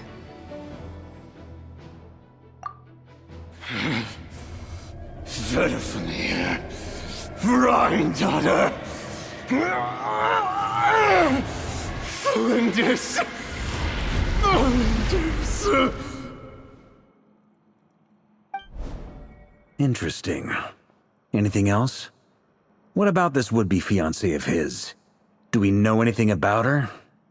Well, she was a researcher at the Universitas Magistrorum, but it felt like she was hiding some kind of secret. Oh, and one more thing. For some reason, Rerir's fragment also contains some of Thelindis' memories, though only a very small portion. Well, no shortage of potential leads, I'll give you that. In any case, it sounds like we can conclude that while Thelindis was still around, Rerir appeared to be lucid and quite normal. Thelindis, it seems, must have been the one thing in this world that he couldn't let go of. Tell me, though, were these pure-blood Conorians we're talking about here? Why do you need to know that?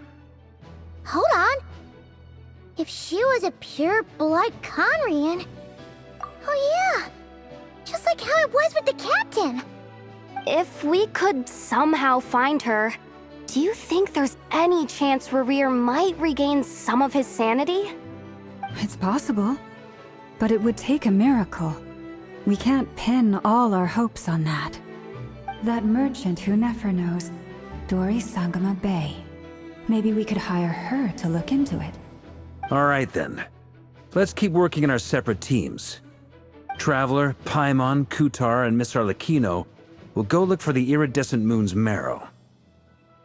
As for the others... On the way over here, I noticed that the Wild Hunt monsters had grown even more frenzied in their search for Kutar. At this rate, the people living here will be in grave danger too. So I'm thinking of gathering together some of our followers to go wipe them out. I'll head back to the curatorium and meet up with the boss. Feels good knowing we've all got something to be getting on with.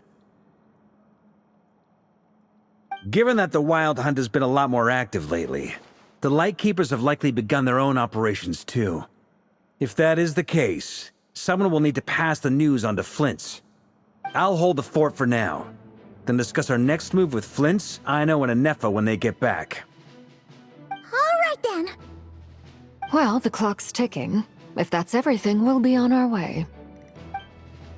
We'd better get moving too. We'll try to buy you as much time as we can. Relax. Just do your thing.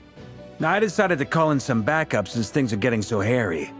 Our reinforcements should be here any minute now. Stay safe, everyone.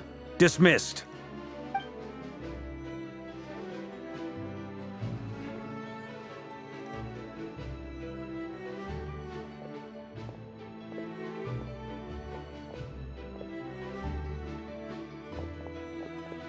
We're back.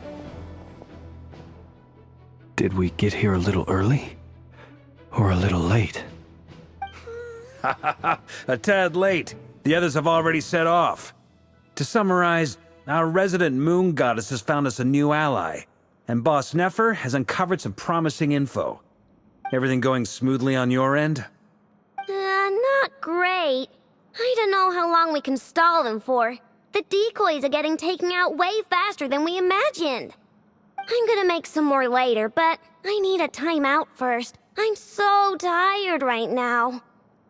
Oh, right! Inefa, could you fill in Uncle Varka on what we just discussed with Flint's? Sure. Uncle Varka, you previously told us about how when you went to investigate a source of the Wild Hunt in Amsvartnir, you discovered that it was just a diversion. But according to Flint's intel, several outbreaks of the Wild Hunt had already occurred in Nod-Krai in the period leading up to that. That was before Rerir had regained his body, when he was far from regaining his full strength.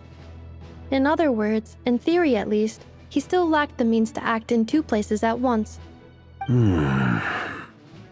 Flint's, with everything that's been happening, the Lightkeepers across Nod-Krai are rallying to fight back against the Wild Hunt. They're gonna need your help. I know, I'm sure you're capable of coming up with something far more effective than decoys. But for now, you should stay here and get some rest. Anefa and I will head back over to Amsvartnir to see if there's anything I missed. I told you Uncle Varka would say that, didn't I? A deal is a deal. Not a word about my snack intake for the next week. Database updated. Reliability of Aino's predictions increased. What does that mean? They were betting on how you'd respond after hearing their intel. It's the obvious choice, isn't it? That's hardly worth betting on. We already decided that Anefa should go investigate the situation over at Amsvartnir on her own. You might as well stay here and keep watch. Someone needs to hang back and oversee our strategy meetings. And besides, you still haven't fully recovered from ambushing Rerir. So I've ended up with the easiest assignment. Well, I appreciate it, everyone. See you when you get back.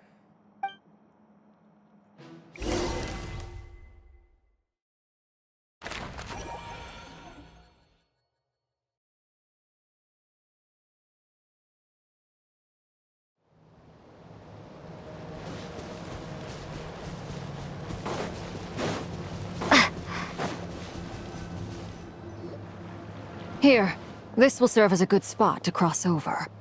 Arlecchino, hold up a second. Since you brought us all this way, would you mind telling us what you got planned? We still haven't got the slightest idea what's going on here. And if even Columbina doesn't know where the iridescent moon's marrow is, how do you? Simple. Because I am an inheritor of the royal bloodline of the Crimson Moon, and one of the last surviving embers of the Two Worlds' flames. Huh? Are you serious? As in, you're a descendant of that Crimson Moon dynasty we were just talking about? The one from ancient Conria? Your surprise is understandable. I was also taken aback when I first learned of it. But the more I thought about it, the more I realized the signs had been there all along. When I was young, I discovered I could wield a very special kind of fire. It coursed like blood through my veins and smoldered away inside my nerves. What's more, whenever I experienced strong bursts of emotion or drew too deeply on this power, it was like some kind of presence within the fire would begin to gnaw away at me, consuming me from the inside out. Exactly. That is why my hands are like this, too. At first, I saw it only as a curse, but once I became a harbinger, the jester apprised me of the truth. Together with my own investigations, over the past few years, there are several things that I have gradually come to understand. For instance, take the so-called Crimson Moon. In truth, it is nothing more than the shattered remnants of the iridescent moon, fused with the abyss to prolong its lifespan. Since this blood flame was bestowed upon me by the Crimson Moon, it is a fusion of the iridescent moon's former power and the corruption of the abyss. You all understand the nature of the abyss well enough. I draw upon its power, and in return, it hungers for my soul. This strange blackness is the mark of corruption it has left behind. If I recall correctly, you once told me that if the corruption ever made it to your heart, you'd become a completely different person.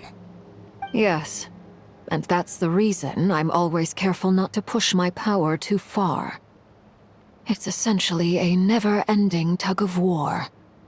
Oh, sounds intense. Anyway, the rest of my story can wait. Is there anything else about the Crimson Moon or the Iridescent Moon that you're unclear about? Paimon has a question. So, the Crimson Moon that the Carians used to worship was actually the Iridescent Moon, right? Which was one of the three Moon Sisters. Does that mean that the Carians were to the Crimson Moon as the Frost Moon Scions are to the Frost Moon? So much of that history has been lost. We have no way of knowing exactly what they were like. But I would suspect that the Conrians weren't as devout in their moon worship as it might appear.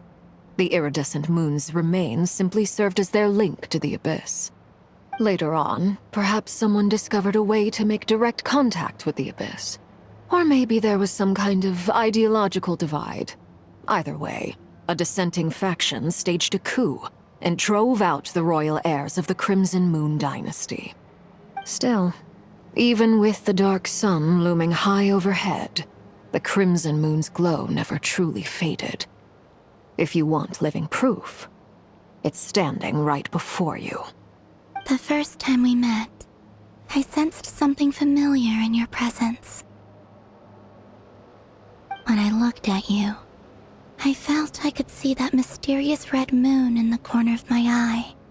In your flames, I saw its broken image, surrounded by a strange black aura. Well, I appreciate that you kept it to yourself. Much about the Crimson Moon is still a mystery, and I'd prefer not to end up as the object of an insane research project. Anyway, time is against us here, so if there's any other questions, they'll have to wait. I just want to make sure I've got one thing straight. In her letter, Sandrone mentioned that since you are unable to contain the iridescent moon's marrow yourself, you intend to leave it in my custody. Correct? That's right. For now, it's the only way I can pay you back for your help. The iridescent moon is already part of who you are, so with its marrow in your possession, you'll be even more powerful than before. Deal. Then let's get started. Get what started? What does this place have to do with the Crimson Moon? When I first became a Harbinger, the Jester gave me a book called Parenheri, also known as Leobranto Inamorato.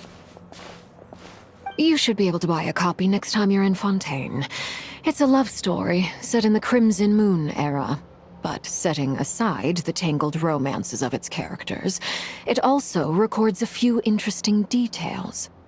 In the Crimson Moon era, or so the story goes, there was an orphanage that received children from beyond the bounds of this world, and subjected them to a peculiar induction ceremony. Beyond the bounds of this world? For real? And what kind of induction ceremony? The Crimson Moon sages looked beyond this world for beings with powers that surpassed the gods. But fearing they might lose control, they subjected these children to a process of refinement. They made these children crawl up a fireplace and kept asking them, "Have you died? Did you see it?" Until they finally admitted to having died and seen a crimson moon. The adults embraced the children who passed the ritual, telling them, "Within the fireplace, you have traversed the flames between two worlds. Here and now, you are born anew." The book leaves much unsaid, but I suspect that this was their way of branding the children they had enrolled, leaving an indelible mark upon them so that they would forever live in the Crimson Moon's light. That explains why I can't sense the Crimson Moon's marrow in this world. It makes sense that it would be sealed in a special space that can only be accessed temporarily through some kind of ritual. But there's no fireplace here. Do you see a chimney anywhere? Oh, are we supposed to build it ourselves? Okay, fine. Paimon will go find some bricks. That won't be necessary. The fireplace is purely symbolic. The key to the ritual is crossing the flames between two worlds. In other words, the flames that burn within me. Those burned away by such flames leave behind a kind of ghostly afterimage in the world. In the days of Conria, people believed they could be used to bridge the gap between the two worlds of life and death. In short, I can open a passage to that space for you. That's the easy part. The catch is I'll need to stay on this side to keep the passage open, so I won't be able to come with you. Once you're inside, you'll have to find your own way. Very well. Then I'll open it up. Traveler, spare me a little more moonlight if you would. I may need it.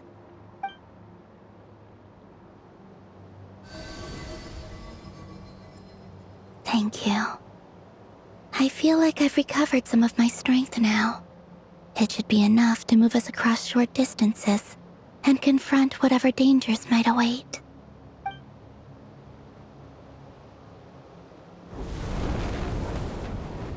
Mistress of the seven hues of ages past, great mother of the present, crimson-clad sovereign of the two realms, by fire severed, by fire renewed, I offer myself now and beseech your descent.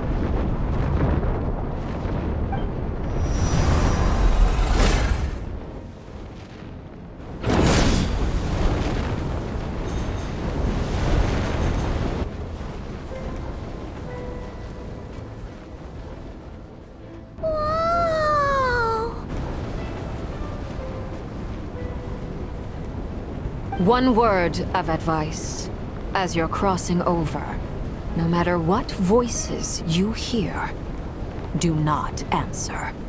Got it! I sense a sinister gloom inside, but also the familiar light of the moon. I feel that I am about to meet an old friend who has changed beyond all recognition. All right, let's go.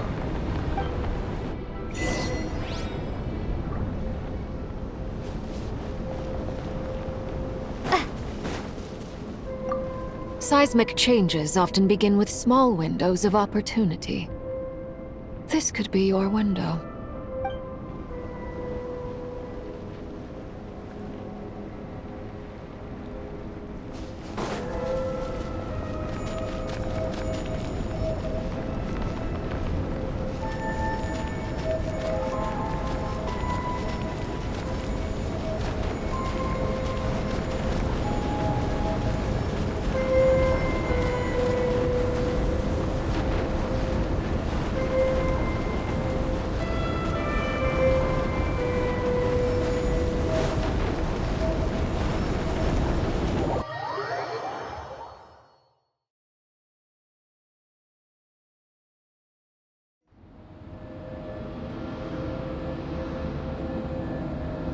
I sense your presence and crave you death and rebirth.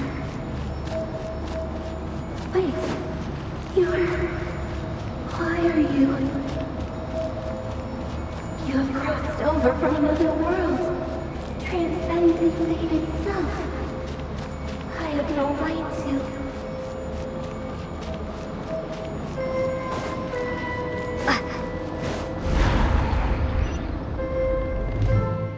Hey!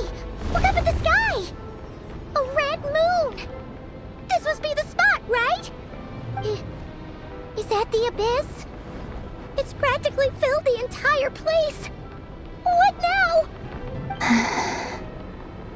What a tragic sight. Fragments of your broken body, seized by the abyss, and hung up aloft like mummified remains. Iridescent moon. Was this truly what you wished for? Careful! There's something spooky about this place. Feels like something is lurking in the fog. Paimon's right behind you. Whatever you do, don't run off without her.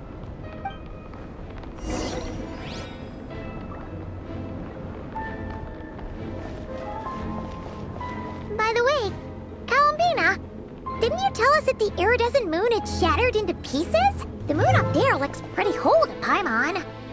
How is that possible?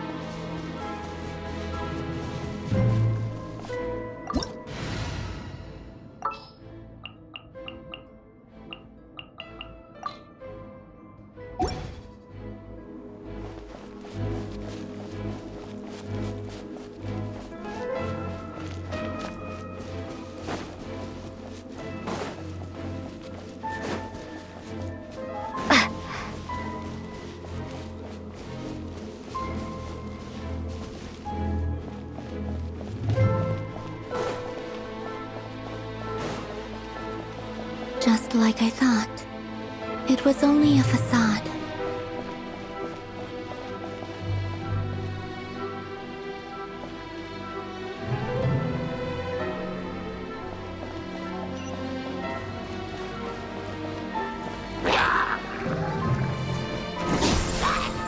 Cry louder! That's far enough!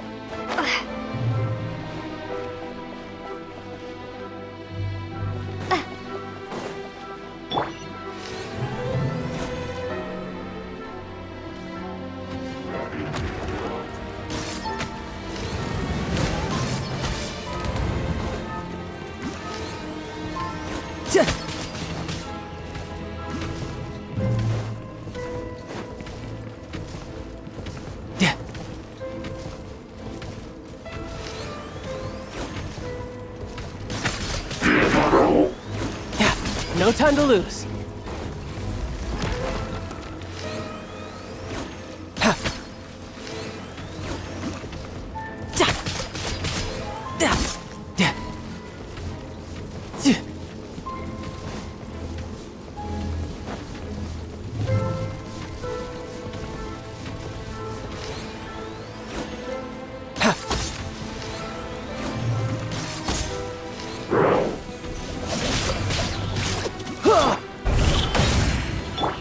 Rises.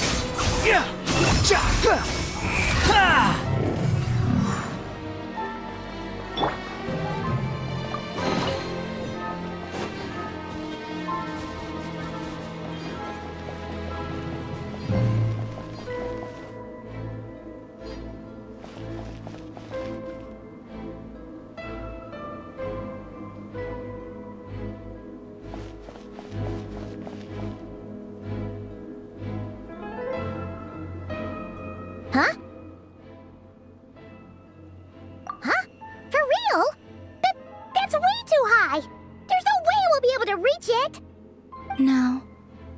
I'm not sensing anything up there. It's coming from under the mountain. Let's see... Ah! There's some kind of weird shadow over the water! Wait, see that? Looks like a mechanism of some sort. Let's check it out!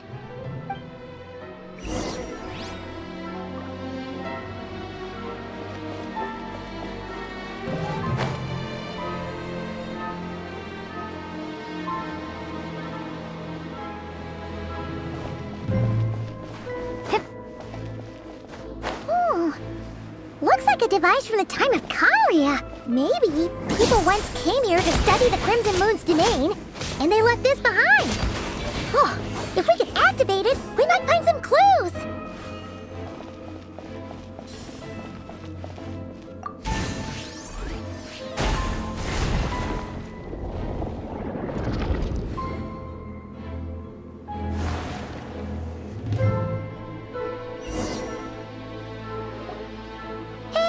Look at that! Now that the mechanism's running, the shadow in the water looks different. Do you think these mechanisms might be the key to unlocking the secret? Let's try to find more of them! Thalindus, we'll leave the rest of the research in your hands. We'll be heading back now. I hope this isn't ruining date night. Ugh. Mind your own business. Just leave me some snacks on the table. Thalindus? Is that Rear's girlfriend? How come we're hearing her voice here? Oh yeah. So, do you think she was studying this strange space all along? The Abyss has made this space extremely unstable. Maybe that's why some of the things she said and did were preserved here. Like echoes. or after images. Whenever I see this view, it takes me back to a poem from my childhood. Waning moon, oh lifeless damsel, weeping on the mountain crest, mourning still in wistful tone, her fragile soul now laid to rest. For me, of all people, to be here investigating the mysteries of the Crimson Moon space, is it a coincidence or something more?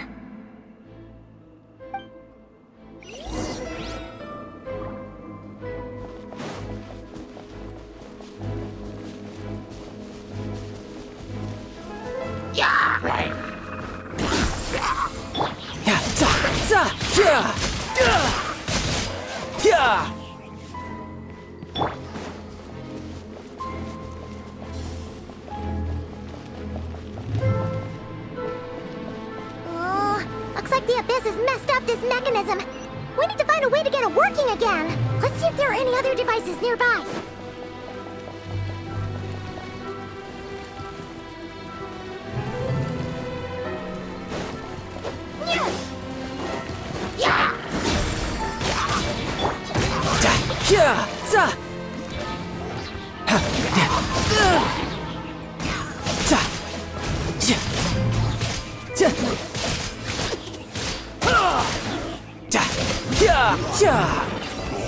Bring it on.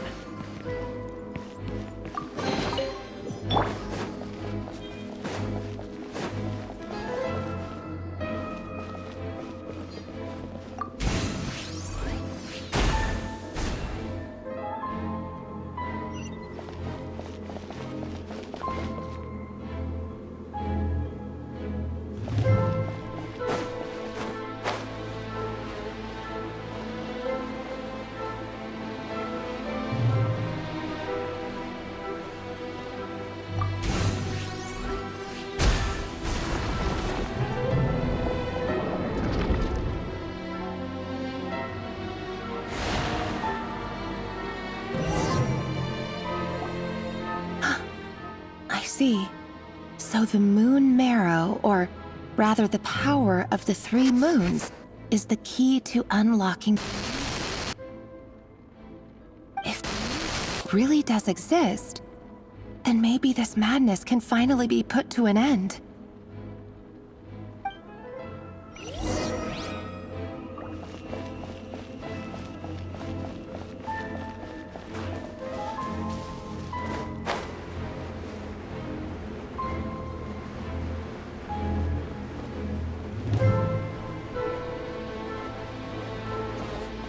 The abyssal energy here is too strong!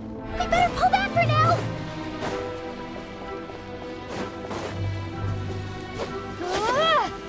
Take cover behind the rocks!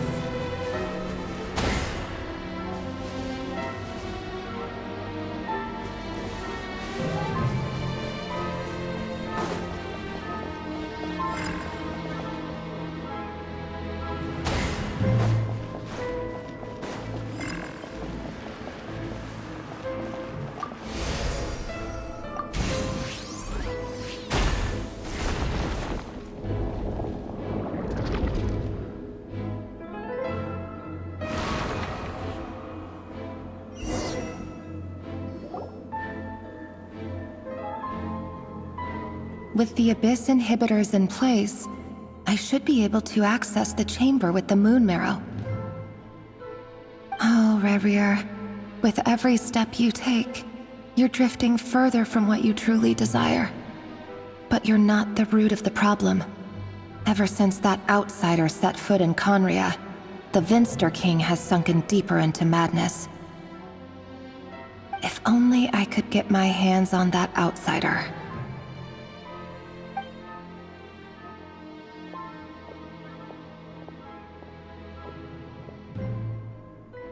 Hey look! The moon's reflection is back to normal!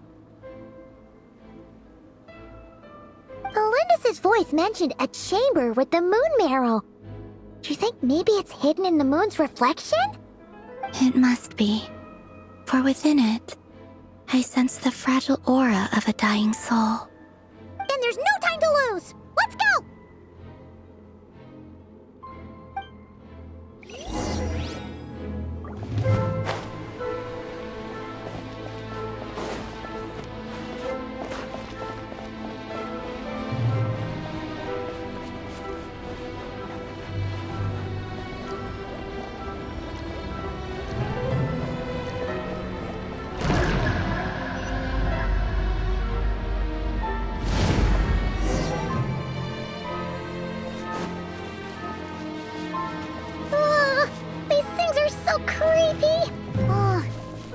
Looks like we'll have to destroy them if we want to get to the iridescent moon's marrow.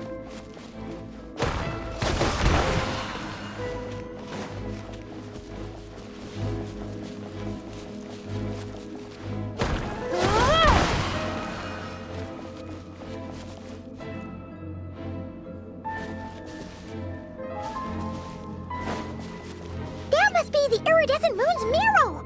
Oh, but we'll need to destroy these things before we can reach it!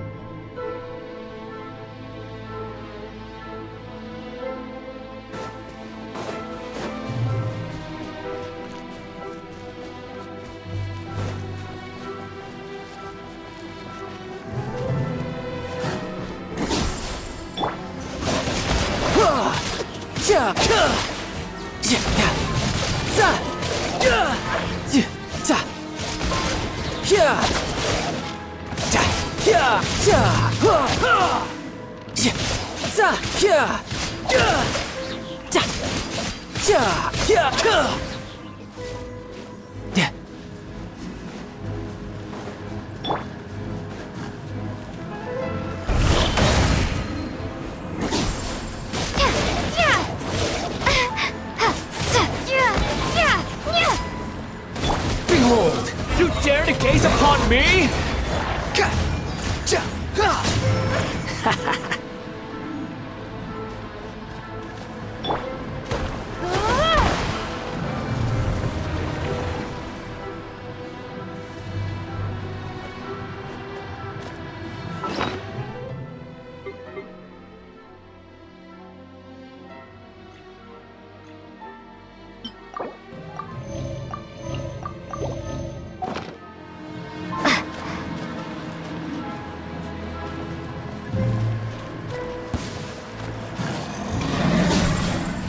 Disappear! Boring!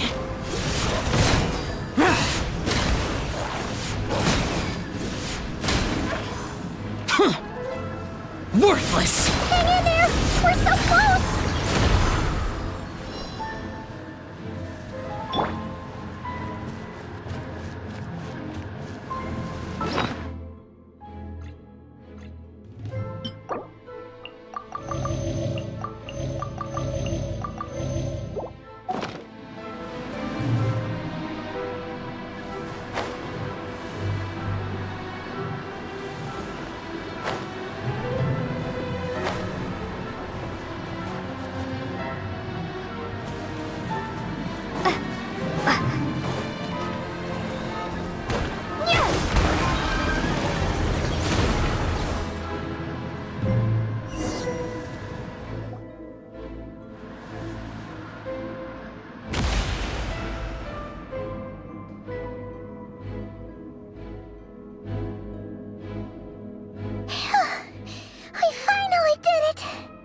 The iridescent moon's marrow, still burning away like an undying flame, yet now contaminated by the abyss.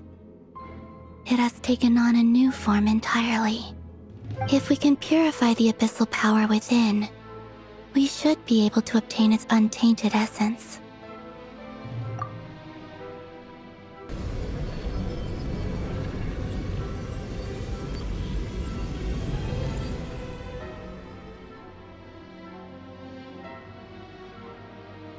It's so cold.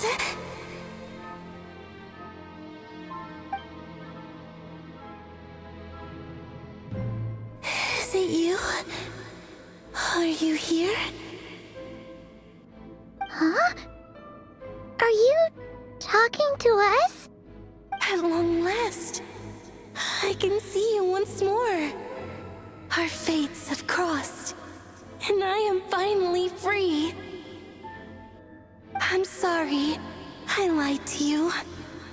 Even knowing what was to come, I still couldn't let go of the fear in my heart as death drew near. The moment the moon shattered, my body began to split apart piece by piece.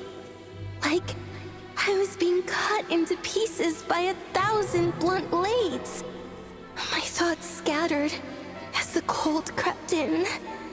But I could not bear to fade away like that. Tell me, was it that brought you to us? All that time ago? If only I had possessed your courage. Then I might have been spared this torment, more painful than death.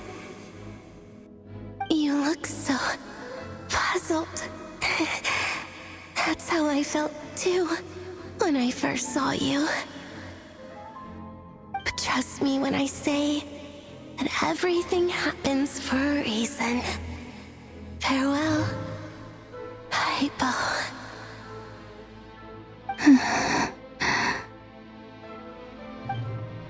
What was that all about? Was that the goddess of the iridescent moon? Oh, it sounded like she was speaking to a long-lost friend. But none of us have ever met her before, right? Perhaps. She took me for the goddess of the frost moon she once knew. For a fading soul like hers, our auras must be too similar to tell apart. But anyway, we've got the iridescent moon's marrow now. That should help you regain your strength, right? Alright, time to leave this place and meet back up with Arlecchino. Let's go!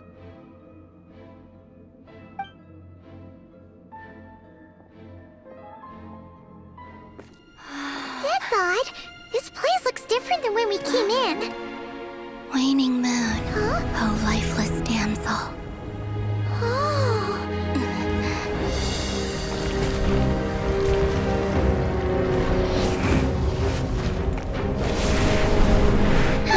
Hurry! The place is collapsing! It wants to trap us here. Who's it? The Abyss? Now we've taken the moon marrow. All that's left here is a dark will. It will show us no mercy.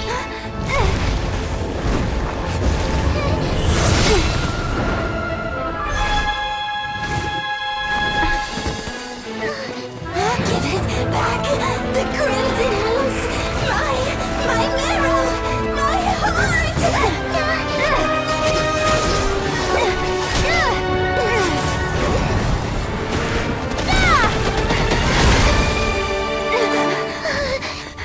Finally! Huh? Oh no! The exit's blocked! They're back! Now what do we do? This is where you fall. Witness my rise. Hey, What are you waiting for?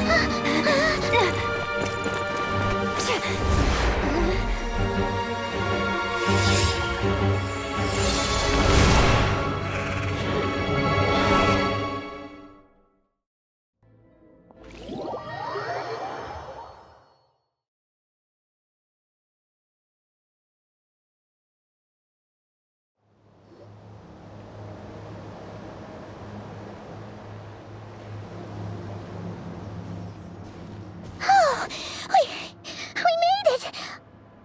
Was that you, Arlecchino? Did you save us? Wait, your hands! They're... Oh, this? Don't worry. It's a small price to pay. The Abyss wanted to trap you inside, and I defied its will by bringing you out. No wonder it's a little angry.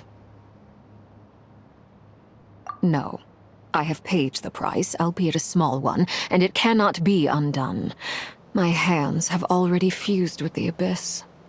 Purification would simply destroy whatever's left of them. But surely... Oh, we're so sorry, Arlecchino. Paimon can't believe you'd make a sacrifice like this for us. As much as I'd like to call it a favor, the truth is I was simply holding up my end of the deal. Well, Columbina. Yes, you did your part. And as promised, I will leave the iridescent moon's marrow in your care. From this day forth, may the two worlds' flames burn ever more brightly.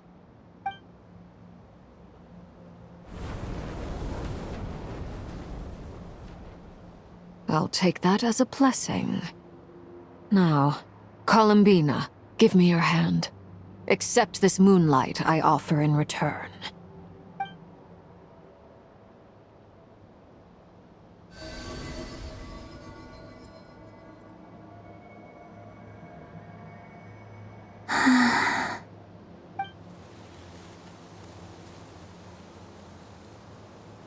Feeling stronger?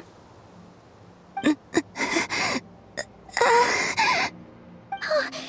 Columbina, are you okay? I'm fine. Our powers are a little at odds, that's all.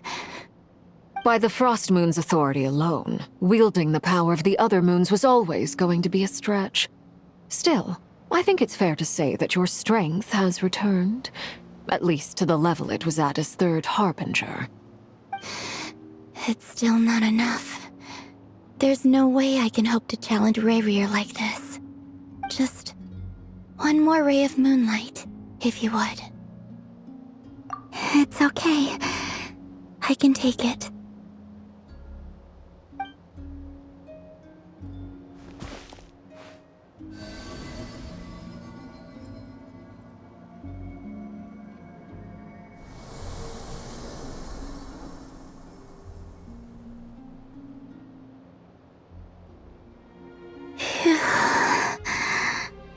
How about now? Fighting fit?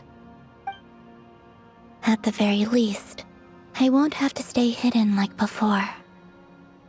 I want to see him gone from Nod-Krai. The Rayhear of Solnari and his wild hunt must be sent back where they belong. Well, it's good to have something to aim for. You certainly seem more alive now than you did earlier. When I first met you, you didn't strike me as a ray of moonlight.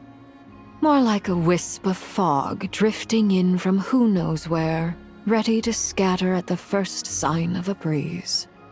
But now, you're full of vitality, just like the Frost Moon, once the brightest of them all. May you keep shining, Columbina. This is who you are. Thank you. Look after yourself too, Arlecchino. I know you have plans of your own, and that's why you're always seeking to grow stronger. But whatever you're after, don't let the Abyss take a hold of you. I do not wish to see you go down the same path as Rayrear. I appreciate the concern, Columbina. Although perhaps it's time you took a new name. A new name? Kutar, the Moon Maiden, Columbina, they're nothing more than code names. They describe who she is and the roles she's played, but they're not her real name. We often use code names in the House of the Hearth, too. But it's knowing your real name that keeps you grounded. Up till now, you've been living a wandering life, so you've probably never really cared. All I'll say is this. Once you've defeated Rayrear, give it some thought. All right, that's it from me. I'll get you back safely first, then go meet up with Sandrone. You're the best! I appreciate the gesture. It speaks to your good character. Anyway, let's get going.